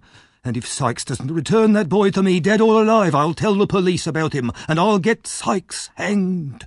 Just remember that." When Fagin left her, Nancy was already back in a drunken sleep, her head lying on the table once more. Fagin went out into the blackness of the night and walked home. He had reached the corner of his street and was searching in his pocket for his key when a dark figure came out of the shadows and crossed the road towards him. "I've been waiting here for 2 hours, Fagin," said the stranger. "Where have you been?" "On your business, my dear," said Fagin, glancing at him uneasily. "We'd better talk inside." The door closed behind them, and they crept quietly up to the top floor in order not to wake the sleeping boys downstairs. They sat in a dark room, the only light coming from a candle burning in the passage outside. The stranger's name was Monks, and he was in an evil mood. He listened to Fagin for a while, frowning heavily. "It was badly planned," he said angrily. "Couldn't you have made the boy into an ordinary thief and then got him arrested and sent out of the country for the rest of his life?" "But he isn't like the other boys here," Fagin said. "I had nothing to frighten him with. Anyway, I've already helped you. After he was caught by the police stealing from the bookshop, I got Nancy to get him back, and then she felt sorry for him." "Killer," Monks said impatiently. "We can't afford to do that kind of thing," said Fagin. "But I can turn the boy into an ordinary thief now, and then Nancy will harden her heart against him. I know how women are. But if he's already dead—" "That's not my fault," said Monks quickly. "I always said to you, do anything you want to him, but don't kill him. I wouldn't have been able to forget it if you had." Suddenly he jumped to his feet, staring at the wall opposite the door. "What's that?" he whispered, terrified. "What? Where?" cried Fagin. "The shadow. I saw the shadow of a woman pass along that wall." White-faced, they both ran from the room into the passage. The candle threw long shadows down the stairs, but there was no one there. They listened. Only silence filled the house. "It was your imagination," said Fagin softly. "I swear I saw it," replied Monks. They searched all the upstairs rooms. They were empty and as quiet as death. Monks grew calmer and eventually left the house at 1 o'clock in the morning. The chase down at Chertsey the previous night had not lasted long. There was a lot of noise of men shouting and dogs barking as the servants from the house pursued the robbers across the fields. But Sykes and Toby wasted no time. They dropped Oliver's unconscious body in a field and disappeared into the fog and the darkness in different directions. The 3 pursuers lost enthusiasm for the chase and agreed among themselves that it was much too dangerous to continue. They returned to the house, keeping close together and trying to look brave. Morning came, but Oliver still lay in the field as if dead. It began to rain heavily, and after a while Oliver opened his eyes. His left arm was covered in blood and hurting badly. He felt so weak he could hardly stand, but he knew that if he stayed where he was, he would die. Gasping with pain, he forced himself to his feet and with slow, shaky steps began to walk. He had no idea where he was going and moved forward mechanically as though in a dream. After a while his feet found a road, and he looked round and saw a house in the distance. He decided he would rather die near human beings than in a cold field, so he turned his steps towards the house. As he came nearer, he realized that the house was familiar, and he felt faint with terror. But where else could he go? With a last effort, he crawled up the path and knocked on the door, then fell exhausted on the step. It was now mid-morning. Inside the house, the men servants were still describing the night's adventures to the cook and the servant girl, who gasped with appreciative horror at every exciting moment. They were all enjoying themselves very much, when there came a knock at the door. Pale with fright, they all stared at each other. Nobody was keen to answer the knock, so eventually they all went, including the dogs. Very cautiously they opened the door and saw nothing more alarming than poor Oliver curled up in a sad little heap on the step. Then one of the men gave a shout, seized the boy by a leg and pulled him into the hall. "Here he is," he cried excitedly. "Here's the thief. I shot him last night." A young lady appeared at the top of the stairs. "What's going on here? Quiet, please. Is this poor boy very hurt?" "Very," said the servant, proudly. "Then one of you go to town as fast as you can and fetch a policeman and Dr. Losberne. The rest of you help to carry the boy upstairs and put him to bed. Treat him kindly, I beg you." Chapter 9. Oliver Starts Another Life. In a comfortable, pleasant sitting room, the two ladies of the house waited anxiously for the doctor and the police to arrive. The owner of the house, Mrs. Maylie, was an older woman, but her niece, Rose, was a girl of 17 whose quiet beauty and gentle charm won all hearts. As soon as the doctor arrived, he ran breathlessly into the house and burst into the room without knocking. He was clearly a good friend of the ladies. "I never heard of such a dreadful thing. You should both be dead of fright," he said to Mrs. Maylie. "In the silence of the night, too. Are you both all right? Why didn't you send for me at once?" "We are quite all right," said Rose, smiling. "But there's an injured boy upstairs whom Aunt wants you to see." Dr. Losberne went up to examine Oliver and was there for some time. He came down looking rather puzzled and asked the two ladies to see the boy with him. "I can promise you there's nothing very frightening about him," he said. Instead of the evil-looking robber they expected to see, the two ladies found only a pale, thin child lying peacefully asleep. He looked so innocent that Mrs. Maylie said, "This child could never have been in a gang of robbers." "It certainly seems strange," agreed the doctor, "but wickedness can hide behind the most gentle face, you know."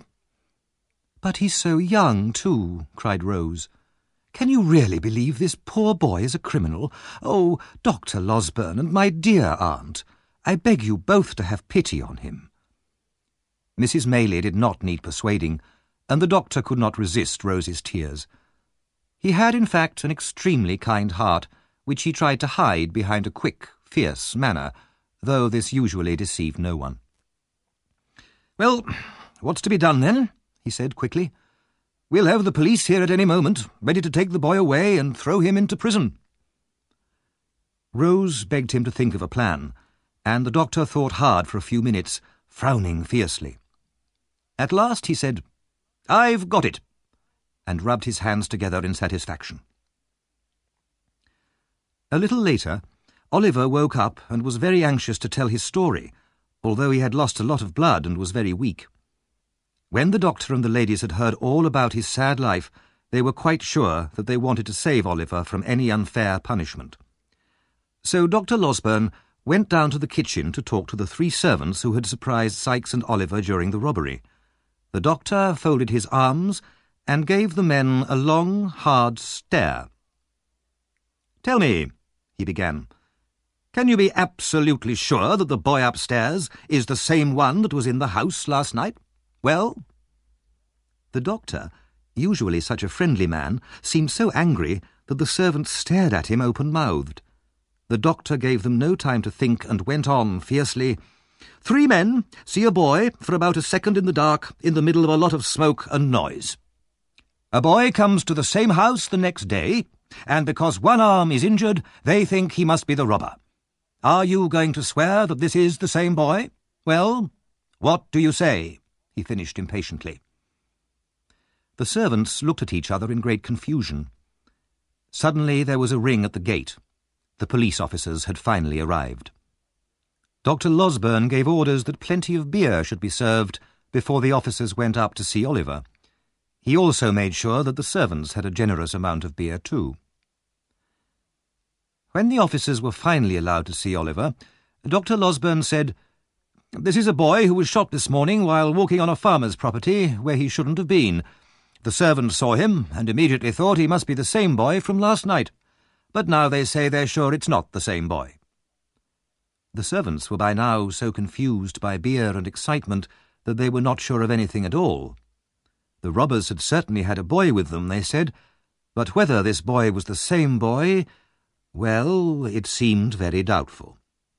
The police, too, had drunk quite a lot of beer by now, and before long they were very willing to believe that Oliver was not the robber of the night before. They had their own ideas about who committed all the robberies in the area, and Oliver was unknown to them. At last the police left, and Oliver was allowed to recover in the kind care of Mrs. Maylie, Rose, and Dr. Losberne. It was several weeks before he was well enough to get out of bed, but then he quickly grew stronger, and every day told his rescuers how grateful he was. One thing, however, caused him unhappiness. He wanted to find Mr. Brownlow, the kind old man who had looked after him in London. "Mr. Brownlow would be pleased to know how happy I am now," he said. So when Dr. Losberne offered to take Oliver to London to see Mr. Brownlow, the boy was very pleased. They set out by coach one fine morning, and when they arrived in London, they went straight to Mr. Brownlow's house. Oliver's heart beat with excitement as they stopped outside. But the house was empty. They were told by the people next door that Mr. Brownlow had moved to the West Indies 6 weeks before. Oliver was very disappointed. He had thought about Mr. Brownlow so much recently, and had always hoped to find him again. But now the kind old man had moved abroad, still believing Oliver was a lying thief, and he might hold this belief until the day he died. This was a bitter disappointment to Oliver, but his new friends were still as kind to him as ever. They left the house in Chertsey and moved to a quiet cottage in the country, taking Oliver with them. Spring came, and in the fresh air, away from the noise and smoke and trouble of the city, Oliver began a new life. He went for walks with Rose and Mrs. Maylie, or Rose read to him, and he worked hard at his lessons. He felt as if he had left behind forever the world of crime and hardship and poverty.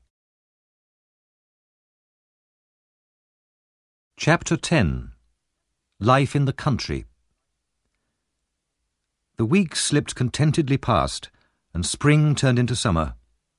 Oliver was now a strong and healthy boy, and very fond of Rose and Mrs. Maylie, as they were of him. One hot summer evening, after a walk in the country, Rose became very weak and pale, and confessed she felt ill.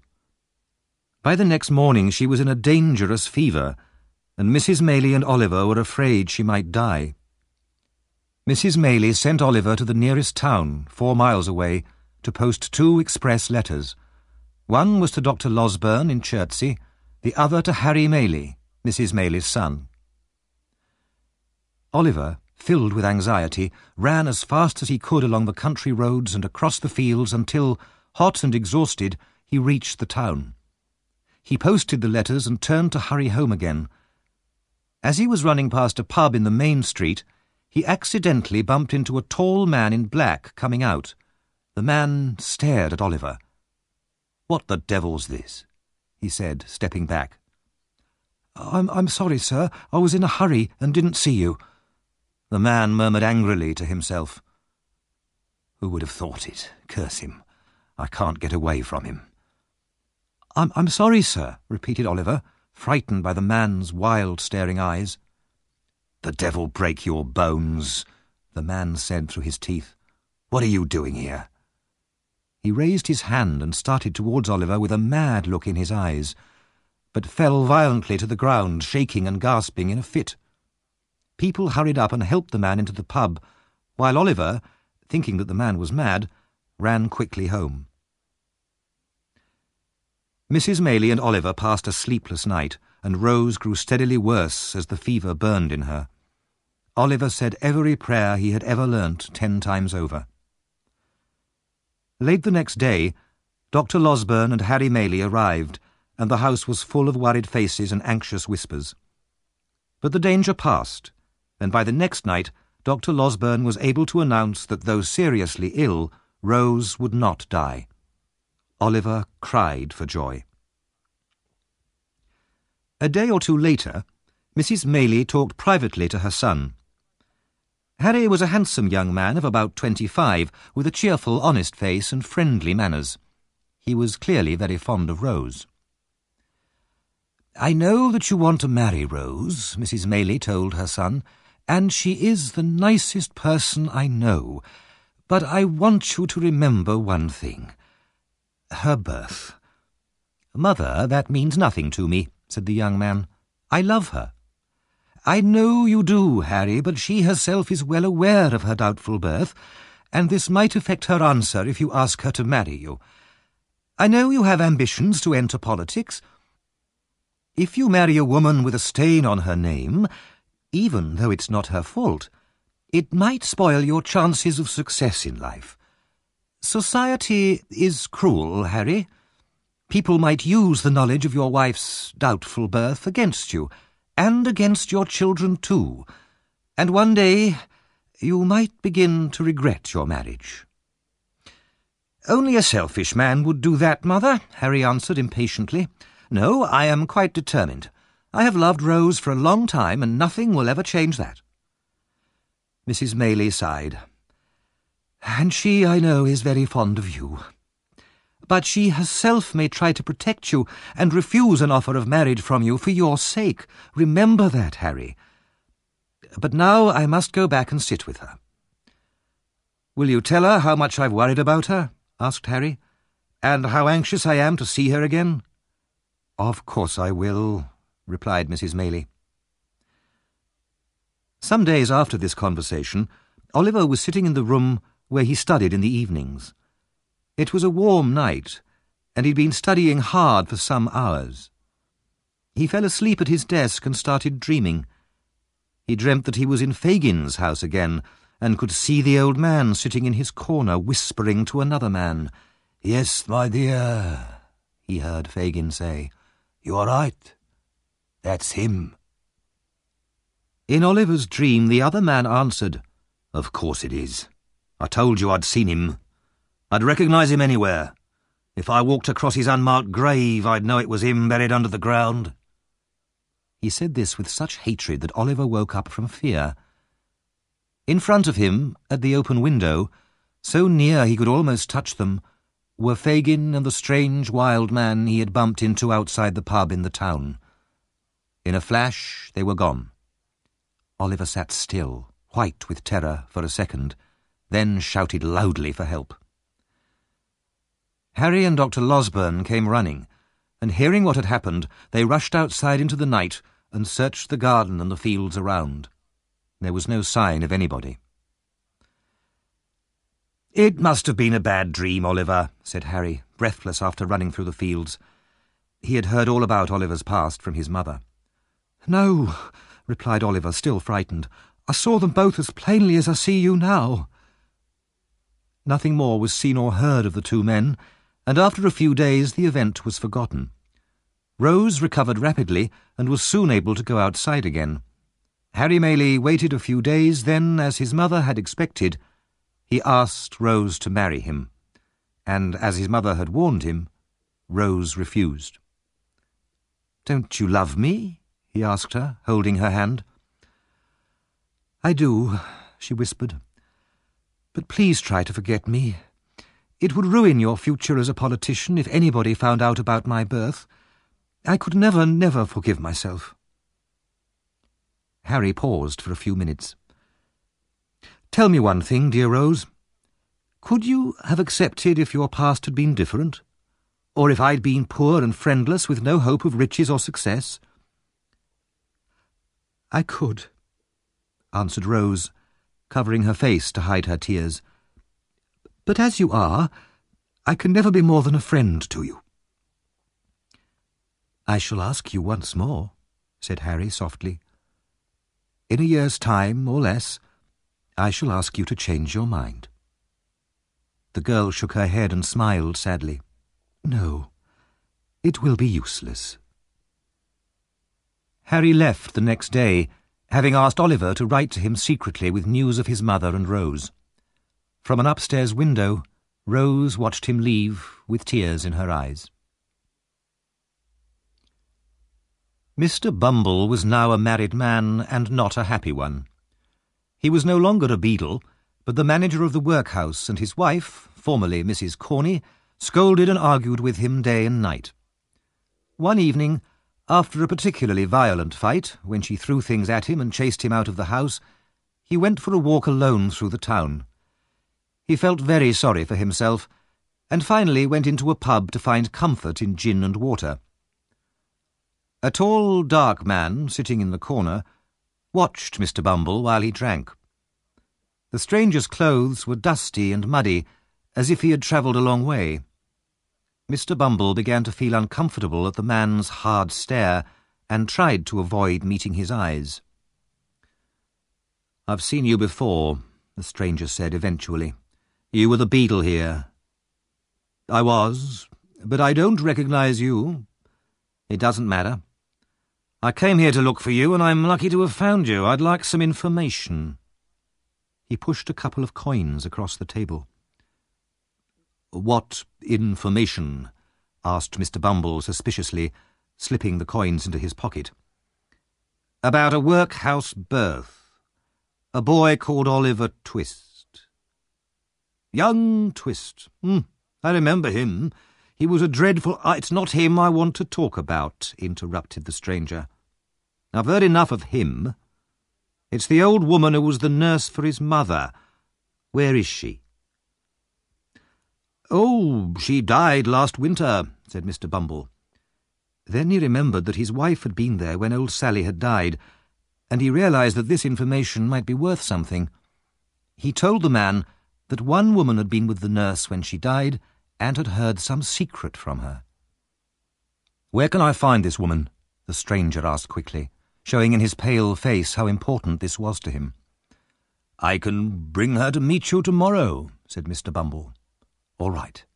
Down by the river at 9 in the evening." The man wrote the address on a piece of paper. "And your name?" asked Mr. Bumble. "Monks," replied the stranger. "But you don't need to remember it." Then he quickly left the pub.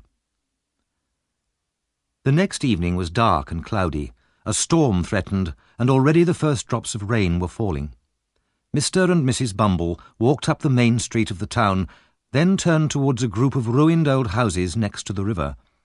Mr. Bumble went first, carrying a dim light, and his wife followed closely behind.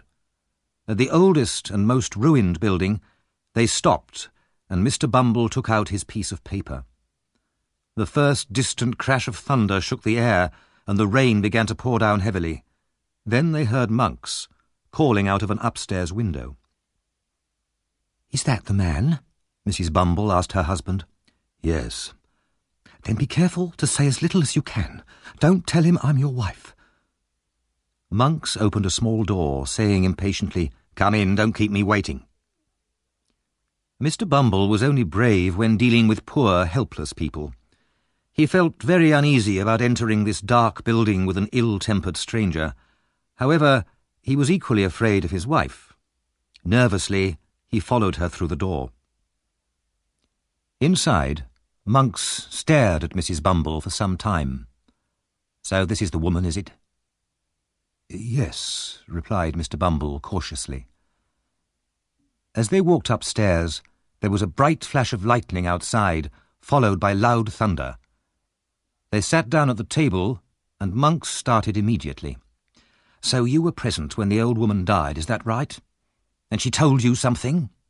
He stared at Mrs. Bumble again. "Yes," said Mrs. Bumble. Something about the mother of Oliver Twist, but first, how much will you pay me for the information?" "If it's what I want to hear, £25, said Monks. "But it's a lot of money for something which has been lying dead for 12 years. Reluctantly, he pushed the money across the table towards her, then bent forward to listen.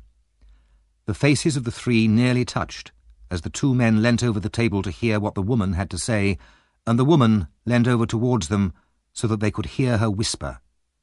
In the dim lamplight their faces looked pale and ghostly. "The old woman, who was the nurse, died with only me in the room," said Mrs. Bumble. "No one else was there?" asked Monks fiercely. "No one." "Good," said Monks. "Go on." "She spoke about a young woman who had given birth in the same bed some years before. The child was Oliver Twist, and this nurse had robbed the child's mother." "Robbed in life?" asked Monks. "In death. She stole from the body when it was hardly cold, but the old woman fell back and died before she could tell me more." "It's a lie," shouted Monks furiously. "You know more. I'll kill you both if you don't tell me what else she said." "She said no more," repeated Mrs. Bumble calmly, showing, unlike Mr. Bumble, no fear of the strange man's violence. "But in her hand I found a piece of dirty paper." "Which contained?" "Nothing. It was only a receipt from a pawnbroker.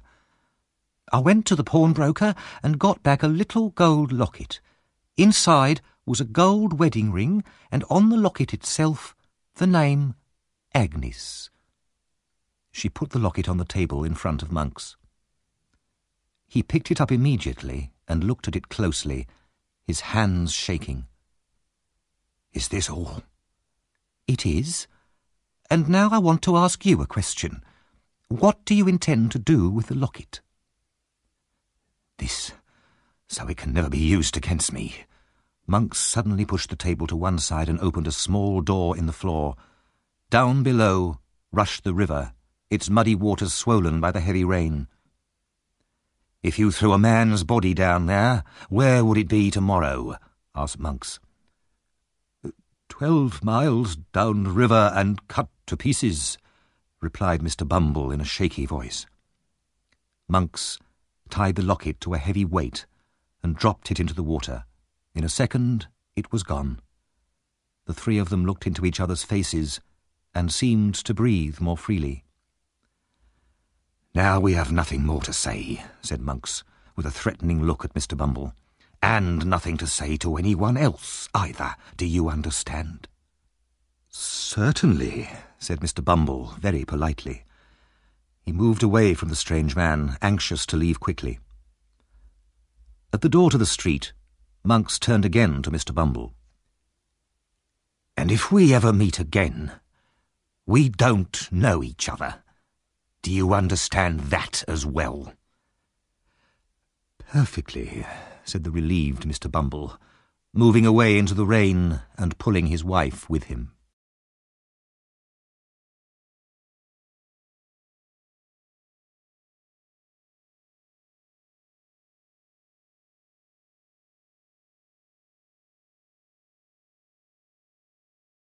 Chapter 11. Nancy Makes a Visit. On the evening after the Bumbles' little business meeting, Mr. Bill Sikes, waking from a sleep, called out to ask the time. The room he was lying in was very small and dirty. It was a different room from the one he had occupied before the Chertsey expedition, but it was in the same poor part of London. There were so few possessions or comforts in the room that it was clear Mr. Sikes had met hard times. He himself was thin and pale from illness, and was lying on the bed, wrapped in an old coat. The white dog lay on the floor next to him.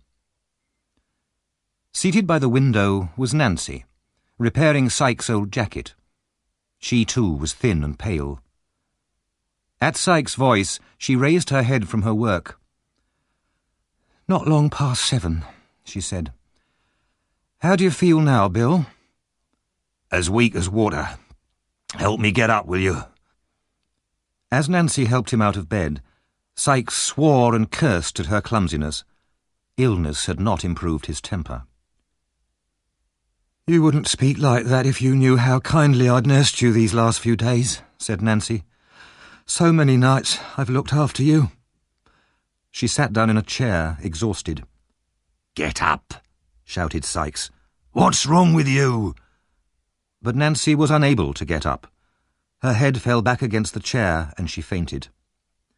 Sikes swore and cursed again, but Nancy remained unconscious. "What's the matter here?" asked a voice from the door, and Fagin, followed by the artful Dodger and Charlie Bates, entered the room. When they saw Nancy, they hurried to help her. Charlie rubbed her hands, and the Dodger gave her a drink from the bottle he carried. Gradually, Nancy recovered her senses. Sikes then turned to Fagin. "What are you here for?" he asked roughly. "You haven't been here for weeks all the time I was ill. I haven't 2 coins to rub together. Why didn't you help me? You treat me worse than a dog." "Don't be bad-tempered, my dear," said Fagin calmly. "I haven't forgotten you, Bill." "Well, what about some money, then? I've done enough work for you recently. What about some money?" "I haven't a single coin with me, my dear," said Fagin. "Then go and get some. You've got lots at home." "No, I don't trust you. Nancy can go back with you to your house and fetch some money. I'll stay here and sleep." After a good deal of arguing, Fagin managed to reduce the amount Sikes was demanding from £5 to £3. He went back to his house with Nancy and the boys. When they were inside, Fagin told the girl, "I'll just go upstairs and fetch the cash for Bill, my dear. There's little money in this business, Nancy, little money and no thanks, but I'm fond of seeing the young people around me." Suddenly there was a man's voice at the front door. As soon as Nancy heard it, she sat up in her chair. "That's the man I was expecting earlier," said Fagin. "Don't worry, he'll only be 10 minutes. The man entered the room. It was Monks. When he saw Nancy, he moved back, as if he had expected no one but Fagin. "It's all right, only one of my young people," Fagin said to him. "Did you see him?" "Yes," answered Monks. "Any news?" "Good news," said Monks with a smile. "Let me have a word with you." He and Fagin went upstairs to talk privately. As soon as they had left the room, Nancy took off her shoes and crept silently up the stairs to listen in the passage, as she had done once before. She was gone for a quarter of an hour. Then, like a ghost, she reappeared in the downstairs room and sat down. Immediately afterwards, the 2 men descended the stairs. "How pale you are, Nancy," said Fagin, once Monks had left the house. "What have you been doing to yourself?"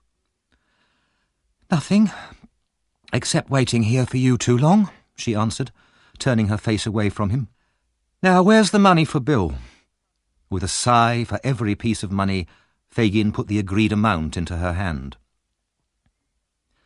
When Nancy was out in the street again, she sat down on a doorstep and for a few minutes seemed unable to move.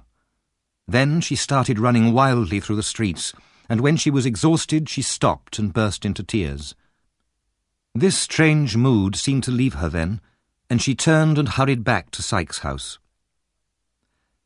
At first, when she returned, Sikes noticed nothing unusual about her. Fagin, with his sharp, suspicious eyes, would have noticed something at once. But as night came, the girl's nervous excitement increased, and even Sikes was alarmed by the paleness in her cheeks and the fire in her eye. He lay in bed, drinking hot gin and water and staring at her. "You look like a corpse that's come back to life again. What's the matter with you tonight?" "Nothing. Why are you staring at me so hard?" "Either you've caught the fever yourself or... No, you're not going to... You wouldn't do that." "Do what?" asked the girl. "There's not a girl alive as loyal as you. If you weren't, I'd have cut your throat months ago. No, you must have the fever coming on, that's it. Now, give me some of my medicine. Nancy quickly poured out his medicine with her back to him. He took it, and after turning restlessly for some time, he eventually fell into a deep, heavy sleep. The drug's taken effect at last, Nancy said to herself as she rose from her position beside the bed.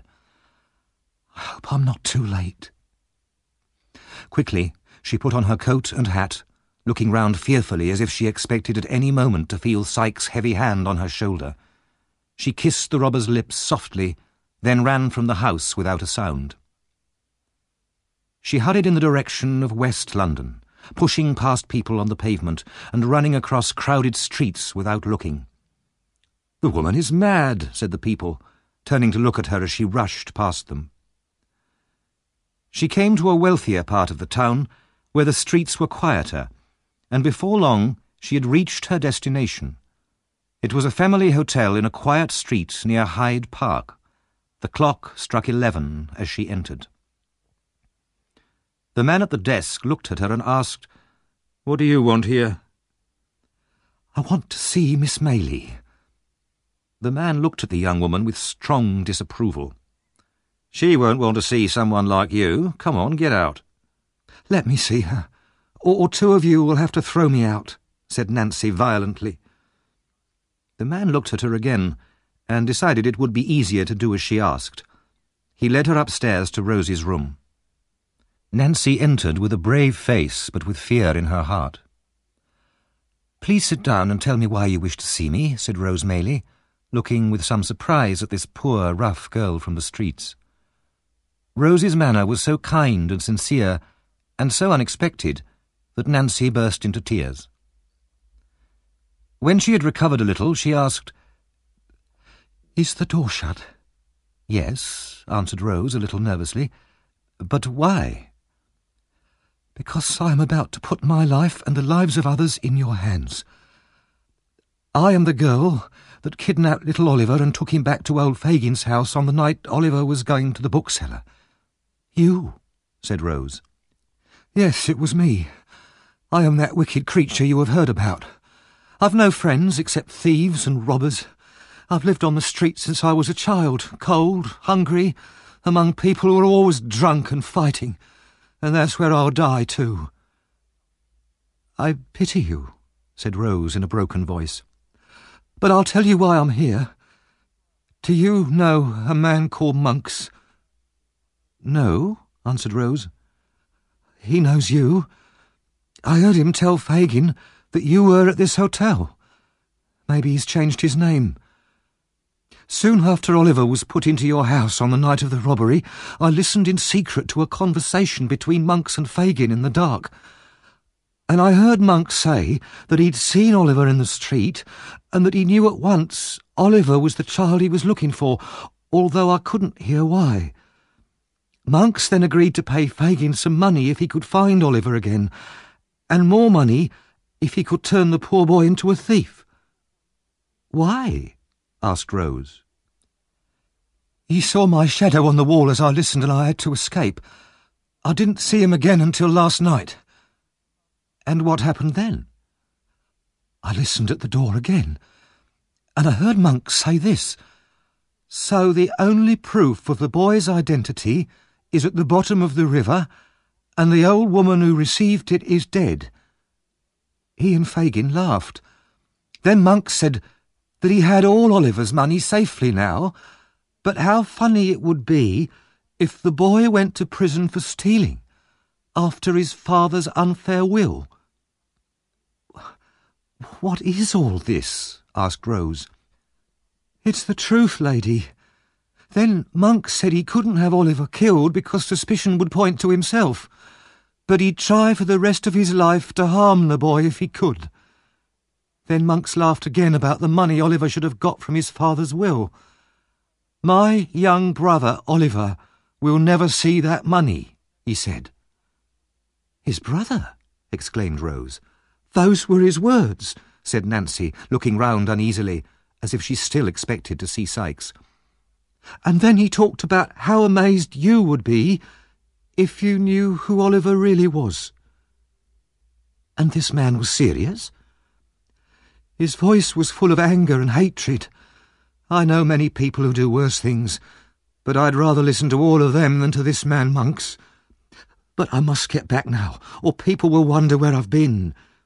Back? How can you go back to such a life? Asked Rose. You've told me all this. Now I can help you by letting you stay somewhere safe. No. Perhaps it's hard for you to believe, but there's one man, the most dangerous of them all, that I can never leave. You're the first person who's ever spoken to me so kindly, but it's too late.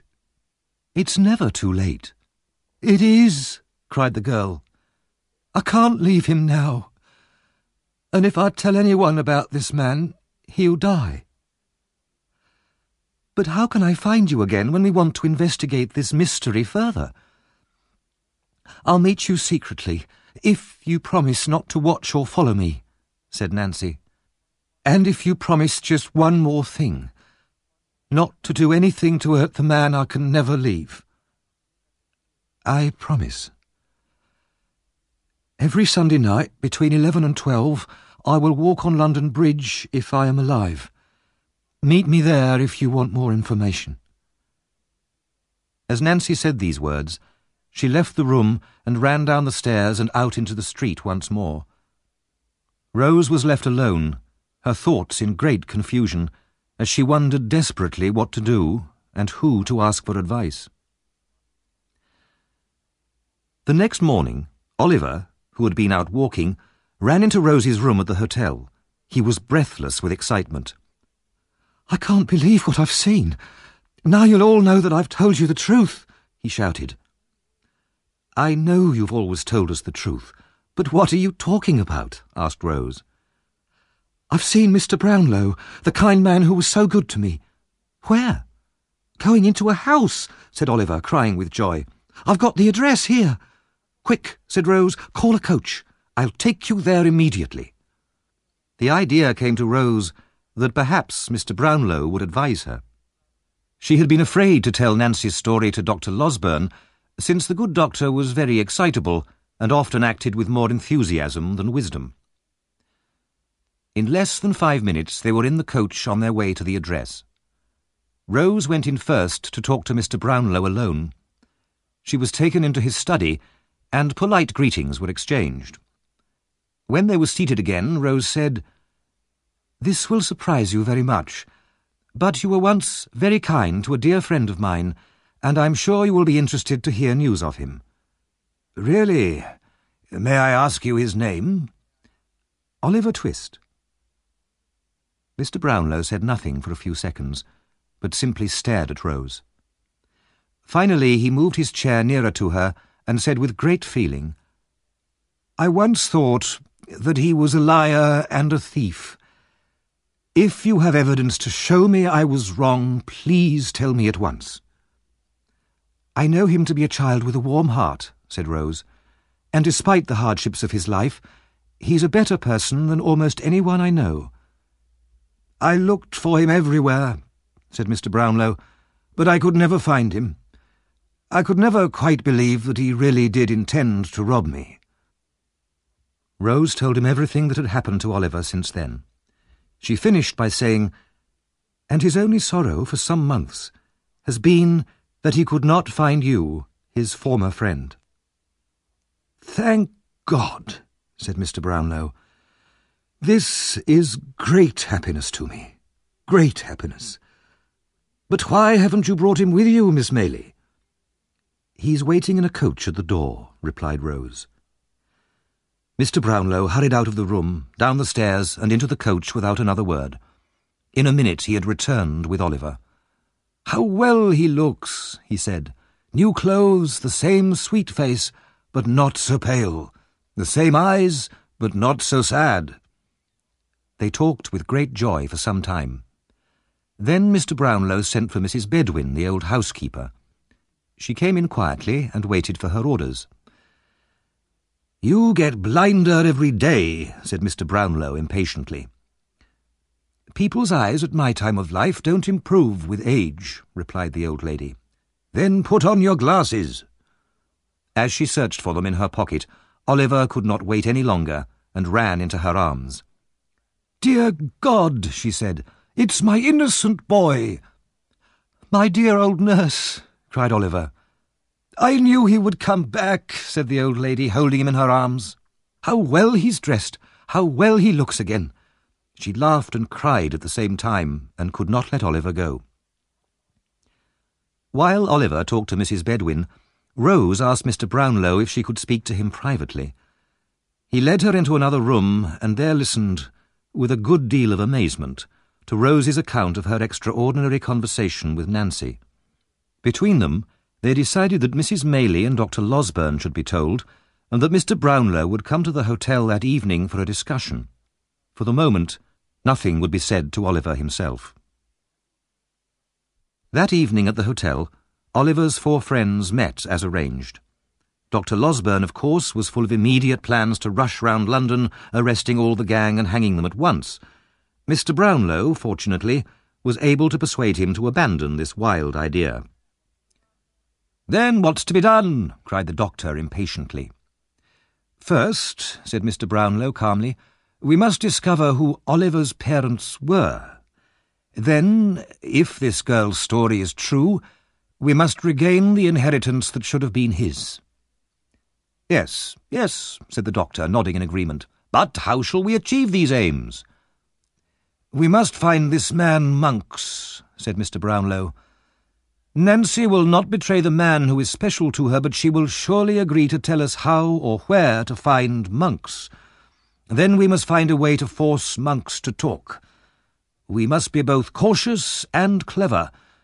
After all, we have no proof against him, and if we cannot make him talk, this mystery will never be solved.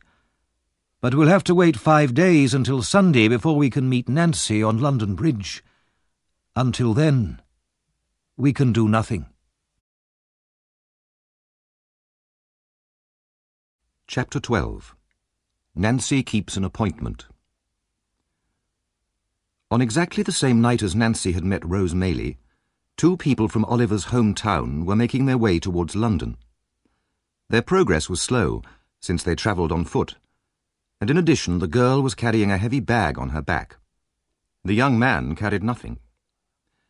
From time to time he turned to shout at the girl behind him. "Hurry up! What a lazy creature you are, Charlotte! I'll come and give you a kick if you don't move faster." The young man was Noah Claypole, who had made Oliver's life so miserable at Mr. Sowerberry's house. He was now taller and uglier, but otherwise little changed. He and Charlotte had grown tired of the undertaking business, and had set off to London to start a new life, with all the money from Mr. Sowerberry's shop in their pockets. Eventually they entered London, and Noah began to look for a quiet, cheap pub where they could spend the night. Charlotte followed obediently at his heels as they walked through a district of narrow, dirty streets. At last Noah found a pub that he thought was suitable. It was dark and dirty, with a few rough-looking men in the bar.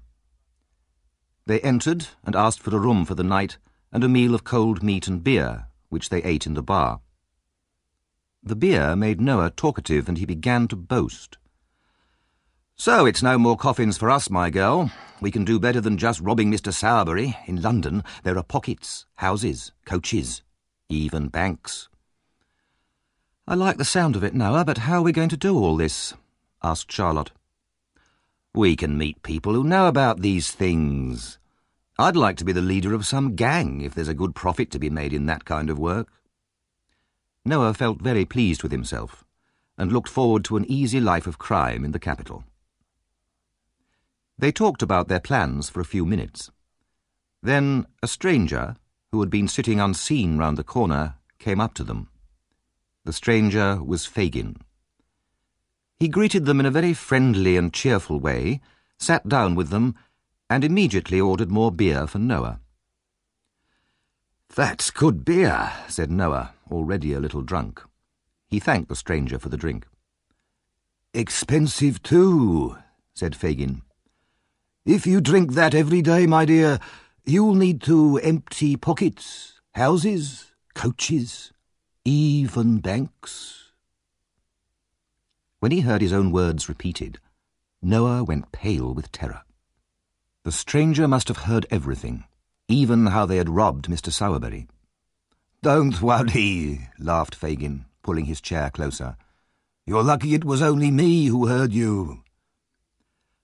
"I didn't take it," said Noah quickly. "It was the woman who did it." "It doesn't matter who did it, my dear," replied Fagin, looking quickly at Charlotte, "because I'm in that business myself, and the people in my house as well. I can introduce you to the right people if you're interested. You both look like good workers." Charlotte and Noah felt a mixture of fear and pleasure. "What would you want me to do?" asked Noah. "Something light, if possible," he added. "What about spying on people?" asked Fagin. "Or robbing young children who are going shopping for their mothers? That's light work and easy." Noah laughed. "That sounds like just the thing for me. And what will I earn for this work?" "You can live free in my house and give me half of what you earn." After further discussion, and the transfer of Mr. Sowerberry's money from Noah's pocket to Fagin's, agreement was reached. The next day, Noah and Charlotte went to live in Fagin's house and began to be instructed in their new profession. Although training and experience had made Nancy an expert liar, she could not completely hide the fear in her mind. She knew she had taken an enormous risk in going to see Rose Maylie. If Fagin or Sykes ever found out. But she pushed these fears away.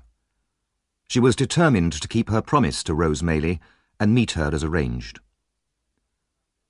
On the first Sunday night after her meeting with Rose, she was in Sykes' room when the clock struck 11. Fagin was there too, discussing some business with Sykes. Nancy stood up and put on her coat.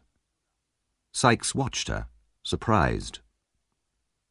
"Nancy, where are you going at this time of night?" "Not far." "What kind of answer is that? Where are you going?" "I don't know," replied the girl. "Then I do. Nowhere. Sit down." "I'm not well. I want a breath of air." Sykes got up and locked the door. "Let me go," said the girl with great force. "Just for 1 hour. Let me go." Sykes seized her arms roughly. "The girl's gone mad." Nancy fought wildly, and Sykes had to hold her down in a chair. She continued to scream and fight until midnight when, exhausted and tearful, she stopped struggling. She went into another room and threw herself on a bed. "She's a strange girl," Sykes said to Fagin, shaking his head. "Why did she suddenly decide to go out tonight? I thought that after all these years I'd finally tamed her. She must be ill. Perhaps she's still got a bit of fever." "That must be it," said Fagin, nodding thoughtfully. As he walked home, Fagin's eyes were sharp with suspicion. He had suspected for a while that Nancy had become tired of Bill Sykes' brutality and violence, and that she had found a new friend to take his place. Her manner was different. She often left home alone, and she seemed less interested in the gang.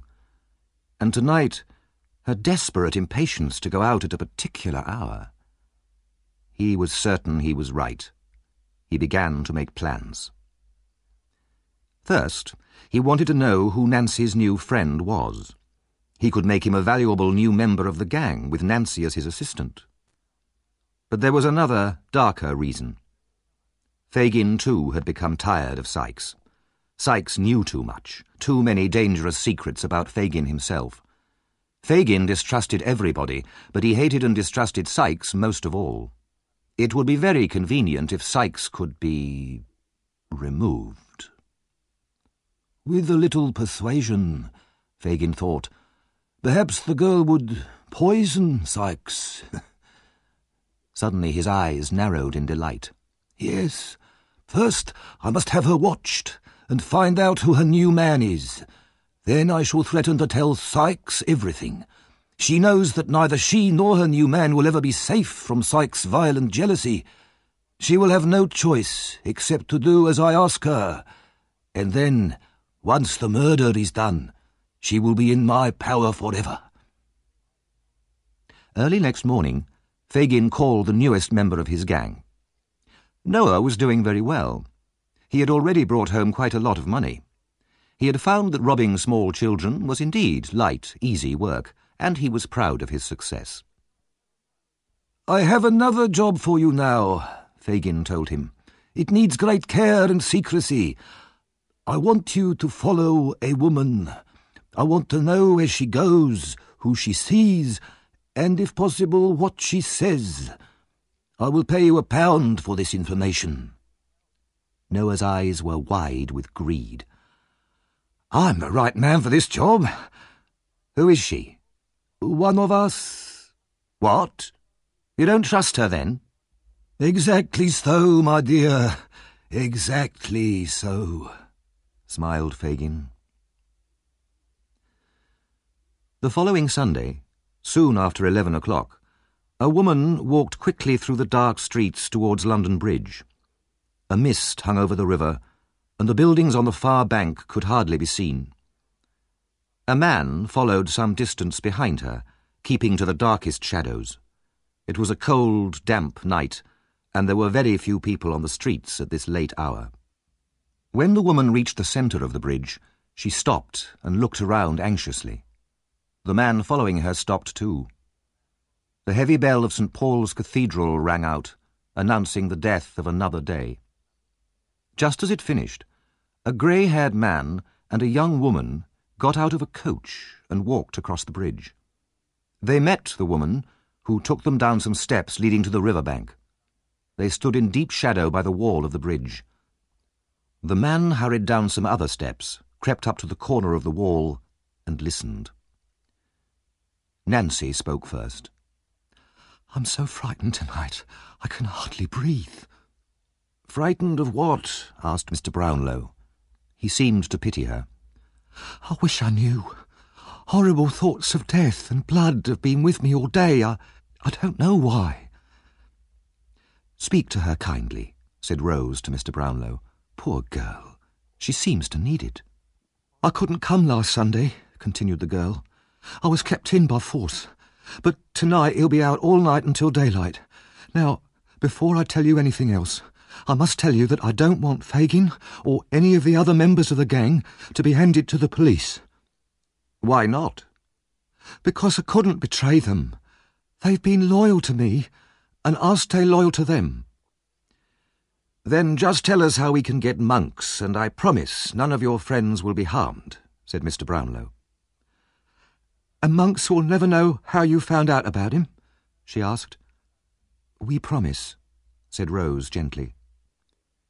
Nancy then told them, in so low a voice that the listener round the corner could hardly hear her, where Monks often went for a drink, and what he looked like. She finished by saying, "On his throat, high up, there is—" "A bright red mark?" asked Mr. Brownlow. "Do you know him?" asked Nancy in surprise. "I think I do," Mr. Brownlow murmured to himself. "It must be him." Then more loudly he said to Nancy, "Thank you for everything you've told us. But now, how can you go back to these people? Come with us now, tonight. We can arrange for you to be hidden from them all forever if you want us to." The girl shook her head. "I'm chained to him, bad as they are. I've gone too far to change my life now." She looked nervously over her shoulder. "I can feel those dreadful terrors again, visions of blood and death. I must go home." Mr. Brownlow and Rose could not persuade her to change her mind. Sadly, they turned to leave, and when they had gone, Nancy fell to the ground in a storm of tears. Meanwhile, Noah Claypole, amazed by all that he had heard, crept up the steps and ran for Fagin's house as fast as his legs could carry him. Some hours later, nearly 2 hours before dawn, Noah lay asleep in Fagin's house, but Fagin sat silently by a dead fire, staring at the flame of a candle on the table beside him. With his pale, wrinkled face and his red, staring eyes, he looked like a devil out of hell. Hatred ran like poison through his every thought. Hatred for the girl who had dared to talk to strangers, who had ruined his plan to get rid of Sikes. He did not believe her promise not to betray him, and he feared that he would now be caught and hung. Just before dawn, Sikes entered the room, carrying a bundle which contained the results of his night's work. Fagin took what Sikes gave him, then stared at the robber for a long time without speaking. "Why are you looking at me like that?" asked Sikes, uneasy at the old man's strange expression. Fagin raised his hand, but his passion was so great that he could not speak. "Say something, will you?" shouted Sikes, placing his huge hand on Fagin's collar and shaking him in his anger and fear. "Open your mouth and say what you've got to say." Eventually, Fagin found his voice. "Bill, what would you do if one of the gang went out at night and told someone all about us and what we'd done? What would you do to him?" "I'd smash his head into little pieces," said the robber, swearing violently. "And what if it was me, who knows so much about all of us and could put us all in prison and get us all hanged?" whispered Fagin, his eyes flashing with hate. "I'd beat your brains out in public. Even in the law court I'd run over and kill you with my bare hands," said Sikes, showing his teeth in his anger. "I don't care who it was, that's what I'd do." Fagin woke Noah. "Tell Bill what you told me, what you saw, what she did. Tell him." Noah rubbed the sleep from his eyes and told Sikes everything. His face white with passion, Sikes listened to the end, then, swearing furiously, he rushed from the room and down the stairs. "Bill," Fagin called after him, "you won't be too violent." Sikes made no reply, but pulling open the door, ran out into the silent streets. He did not turn his head to right or left, but looked straight in front of him with wild determination. He ran at great speed, his eyes on fire, his teeth tight together, and did not pause until he reached his own door. He ran up to his room, entered, and locked the door, put a table against it, then woke Nancy. "Bill," she said, pleased to see him. But when she saw his expression, the colour went out of her face. "What's the matter?" she said in alarm. "You know what?"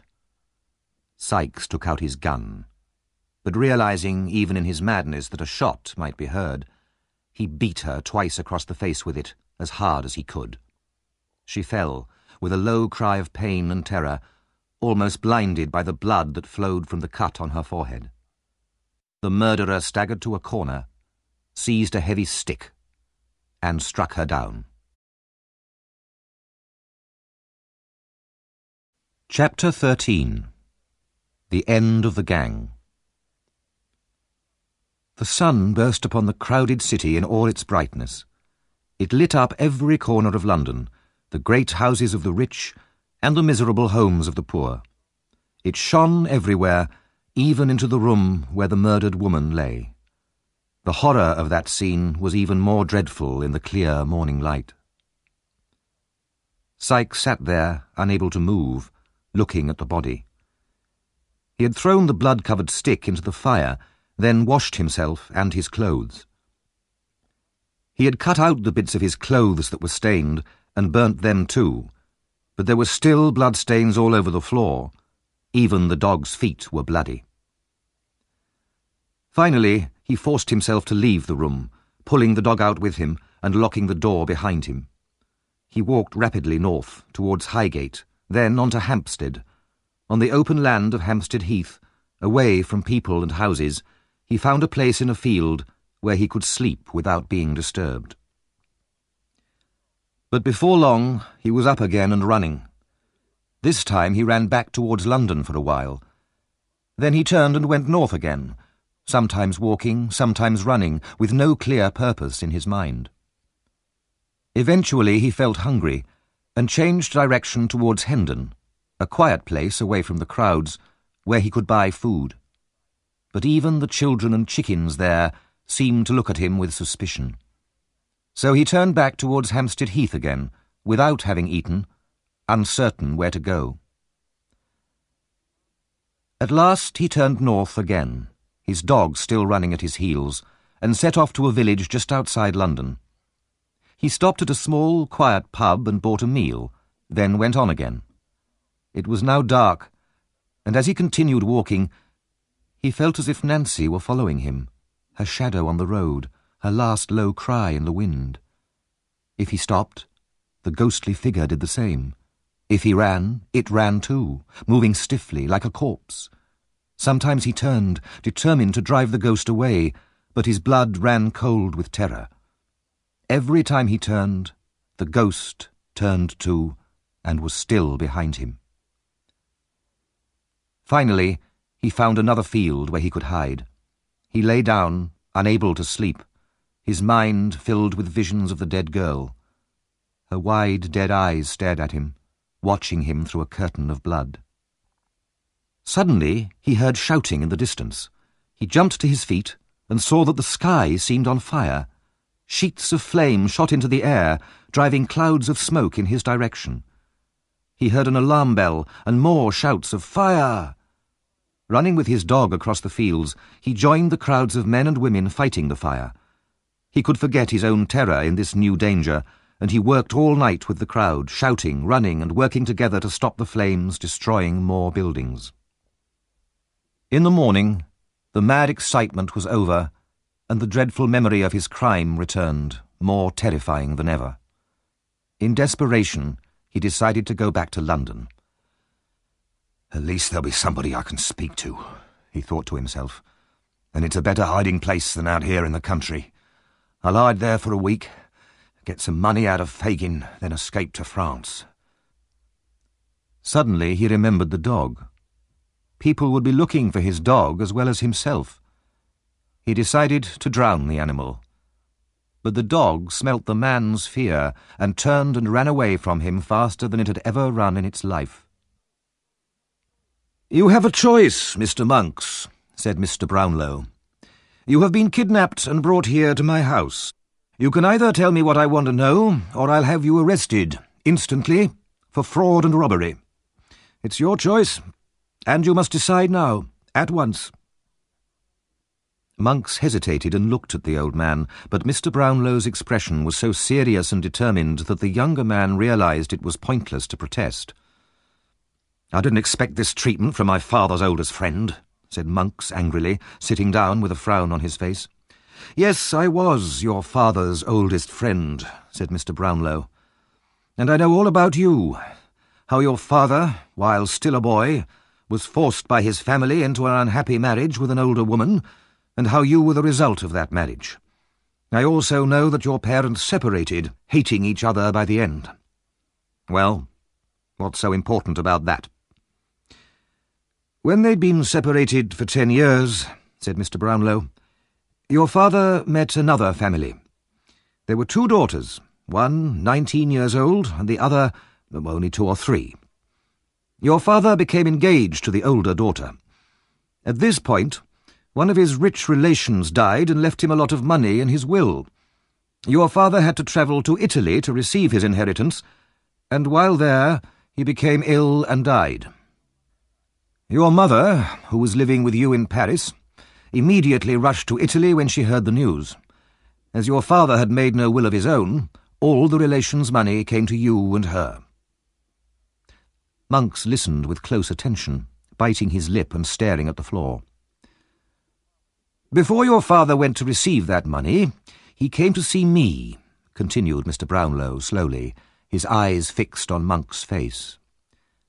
"I never heard that before," said Monks, looking up suddenly, a suspicious expression on his face. "He left me a picture of the poor girl he wanted to marry. He talked wildly about shame and guilt, and how he would give part of the money he'd inherited to his wife and to you, and used the rest to escape from England with the girl he loved. He refused to tell me any more details." Monks breathed more easily, and even smiled. "But," said Mr. Brownlow, pulling his chair nearer to the other man, "by chance I was able to rescue your brother Oliver from a life of misery and—" "What?" cried Monks. Mr. Brownlow continued without a pause, "And when he was recovering from his sickness here in my house, I noticed how similar he looked to the girl's face in the picture. But he was taken away before I could discover his history, as you know very well." "You can't prove anything," said Monks. "I can. I heard that you were in the West Indies. I went there to try and find you, to see if you knew anything about Oliver, but you'd already left. I returned to London, and was unable to find you until 2 hours ago." "And now what? You can't prove that Oliver's my brother." Monks smiled unpleasantly. "I couldn't before," said Mr. Brownlow, standing up, "but now I can. There was a will, but your mother destroyed it. This will mentioned a child that would be born later. This was Oliver, the child you met later by accident. You noticed his resemblance to your father, and you became suspicious. You then went back to his birthplace, found proof of his birth and the fact that he's your half-brother, and destroyed that proof." Monks sat in silence, his eyes filled with fear. "Yes," continued Mr. Brownlow fiercely, "shadows on the wall have caught your whispers with Fagin and brought them to my ear. For the sake of that innocent child whom you wanted to destroy. And now murder has been done, and you are as guilty of that as if you had struck the blow yourself." "No, no," said Monks quickly. "I knew nothing of that, nothing at all." He was silent for a while, realizing how much was known about him. Hatred and fear fought inside him, but he was a coward at heart. At last, seeing no escape, he raised his head. "I will admit everything in front of witnesses if necessary." Mr. Brownlow nodded coldly. "I will prepare a document for you to sign. You must give Oliver what is really his, and then you can go where you please." At that moment, Dr. Losberne rushed into the room. "The murderer will be taken tonight. His dog's been found." "And Fagin?" asked Mr. Brownlow.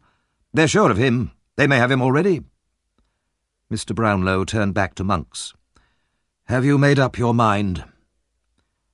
"Yes," replied Monks.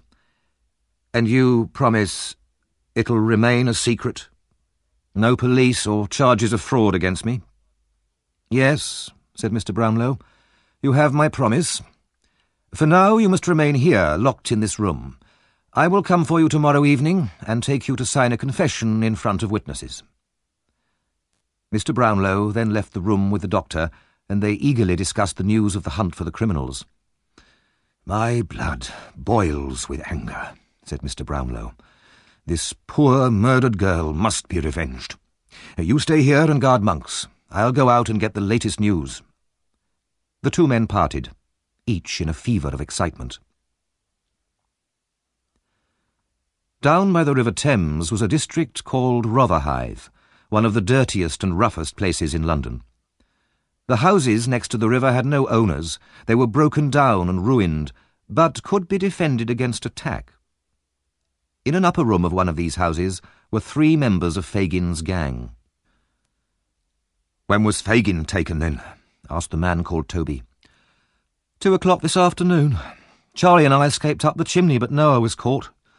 Bet went to see Nancy, and when she saw the body, she started screaming and wouldn't stop. She's been taken to hospital." "What's happened to Charlie Bates?" "He'll come here when it's dark. It's too dangerous now." "We're in trouble," said Toby. "Fagin's going to hang, that's certain." "You should have seen him when he was caught," said another robber. "The police carried him through the crowd, while all the people jumped at him, screaming and trying to attack him." Suddenly, Sykes' dog ran into the room. All the robbers rushed out immediately to look for Sykes, but there was no sign of him. They returned to the upstairs room.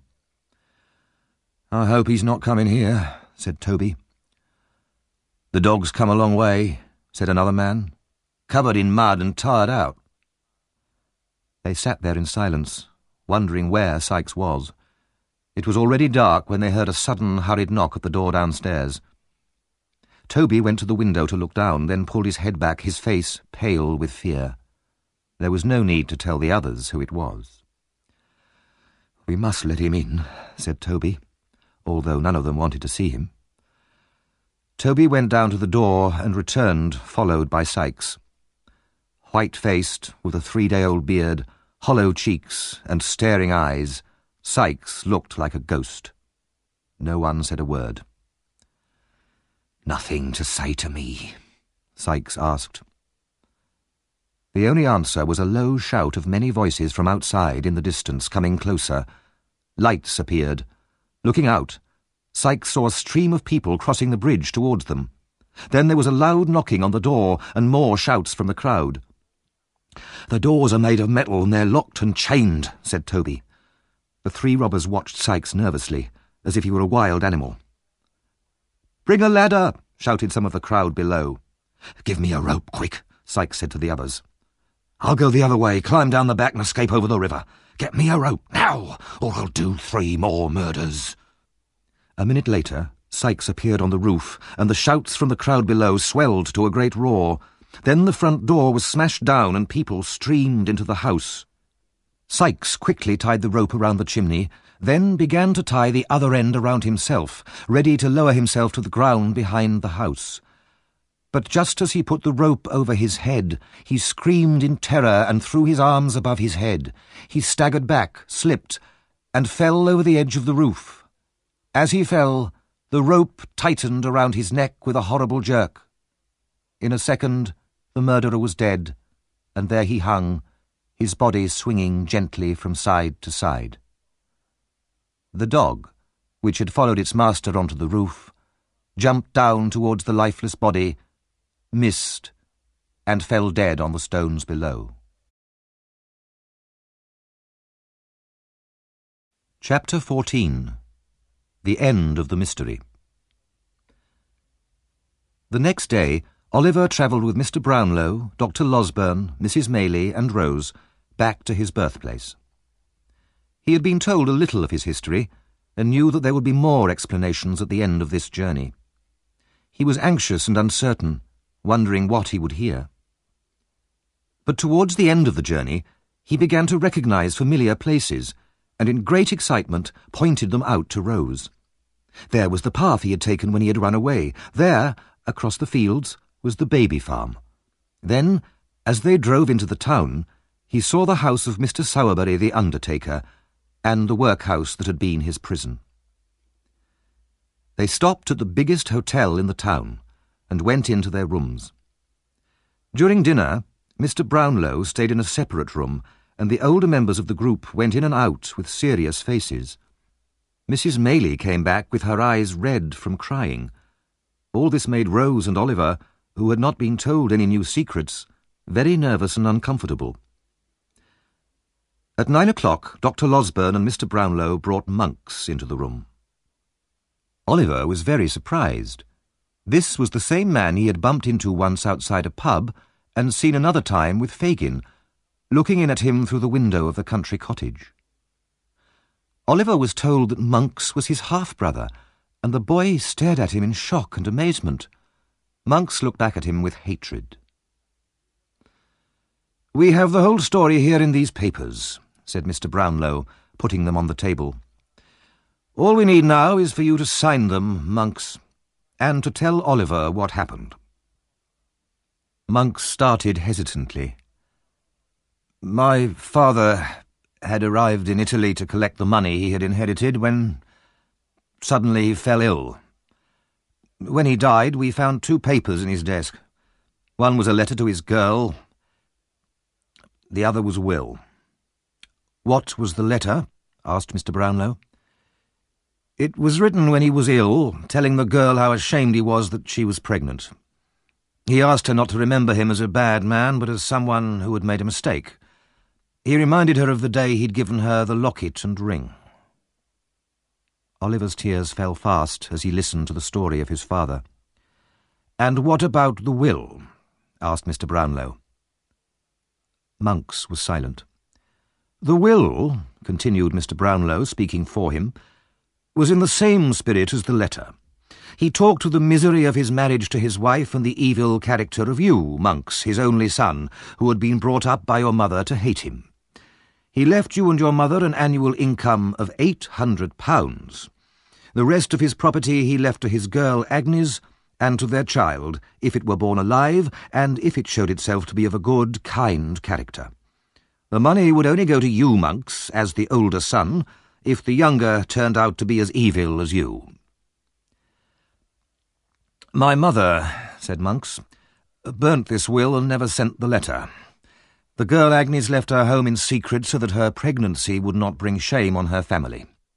I swore to my mother, when she was dying, that if I ever found my half-brother, I would do him all the harm I could.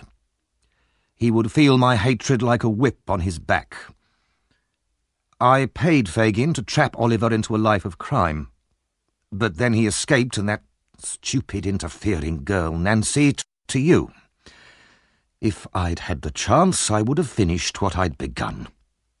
Monks stared at Oliver, and his lips moved in a silent curse. "And the locket and ring?" asked Mr. Brownlow. "I bought them from Mr. and Mrs. Bumble, who had stolen them from the nurse, who had stolen them from Agnes, the dead girl. I've already told you how I threw them into the river." Mr. Brownlow turned to Rose. "I have one more thing to explain," he said to the girl. "I don't know if I have the strength to hear it now," she murmured, "having heard so much already." Mr. Brownlow put his hand under her arm. "You have a great deal of courage, dear child," he said kindly. He turned to Monks. "Do you know this young lady, sir?" "Yes." "I don't know you," said Rose faintly. "The father of poor Agnes had 2 daughters," said Mr. Brownlow. "What happened to the other one, who was only a young child at the time?" "When Agnes disappeared," replied Monks, "her father changed his name and moved to a lonely place in Wales where no one would know about the family shame. He died very soon afterwards, and this young daughter was taken in by some poor people. My mother hated Agnes and everybody connected with her. She hunted for this young sister and made sure that her life would be unhappy. She told the poor people who had taken her in that the girl was illegitimate and that she came from a bad family with an evil reputation. So the child led a life of miserable poverty, until Mrs. Maylie saw her by chance, pitied her, and took her home. "And do you see this young sister now?" asked Mr. Brownlow. "Yes, standing by your side." Rose could hardly speak. "So Oliver is my nephew?" "I can never call you aunt," cried Oliver. "You'll always be my own dear sister." They ran into each other's arms, both of them crying in their happiness. A father, sister, and mother had been lost and gained, and it was too much for one evening. They stood for a long time in silence, and the others left them alone. The court was full of faces. From every corner all eyes were on one man, Fagin. In front of him, behind, above, below, he seemed surrounded by staring eyes. Not one of the faces showed any sympathy towards him. All were determined that he should hang. At last there was a cry of "Silence!" and everyone looked towards the door. The jury returned and passed close to Fagin. He could tell nothing from their faces. They could have been made of stone. Then there was complete stillness. Not a whisper, not a breath. Guilty. The whole court rang with a great shout, echoing through all the rooms as the crowd ran out of the building to tell all the people waiting outside. The news was that he would die on Monday. Fagin thought of nothing but death that night. He began to remember all the people he had ever known who had been hanged. He could hardly count them. They might have sat in the same prison cell as he was now. He thought about death by hanging, the rope, the cloth bag over the head, the sudden change from strong men to bundles of clothes hanging at the end of a rope. As his last night came, despair seized Fagin's evil soul. He could not sit still, and hurried up and down his small cell, gasping with terror, his eyes flashing with hate and anger. Then he lay trembling on his stone bed and listened to the clock striking the hours. Where would he be when those hours came round again? In the middle of that Sunday night, Mr. Brownlow and Oliver were allowed to enter the prison. Several strong doors were unlocked, and eventually they entered Fagin's cell. The old robber was sitting on the bed, whispering to himself, his face more like a trapped animal's than a human's. "You have some papers, Fagin," said Mr. Brownlow quietly, "which were given to you by monks to look after." "It's a lie," replied Fagin, not looking at him. "I haven't got any." "For the love of God," said Mr. Brownlow very seriously, "don't lie to us now, on the night before your death. You know that Sykes is dead and Monks has confessed. Where are the papers?" "I'll tell you, Oliver," said Fagin. "Come here." He whispered to him. "They're in a bag up the chimney in the front room at the top of the house. But I want to talk to you, my dear." "Yes," said Oliver. "Will you pray with me?"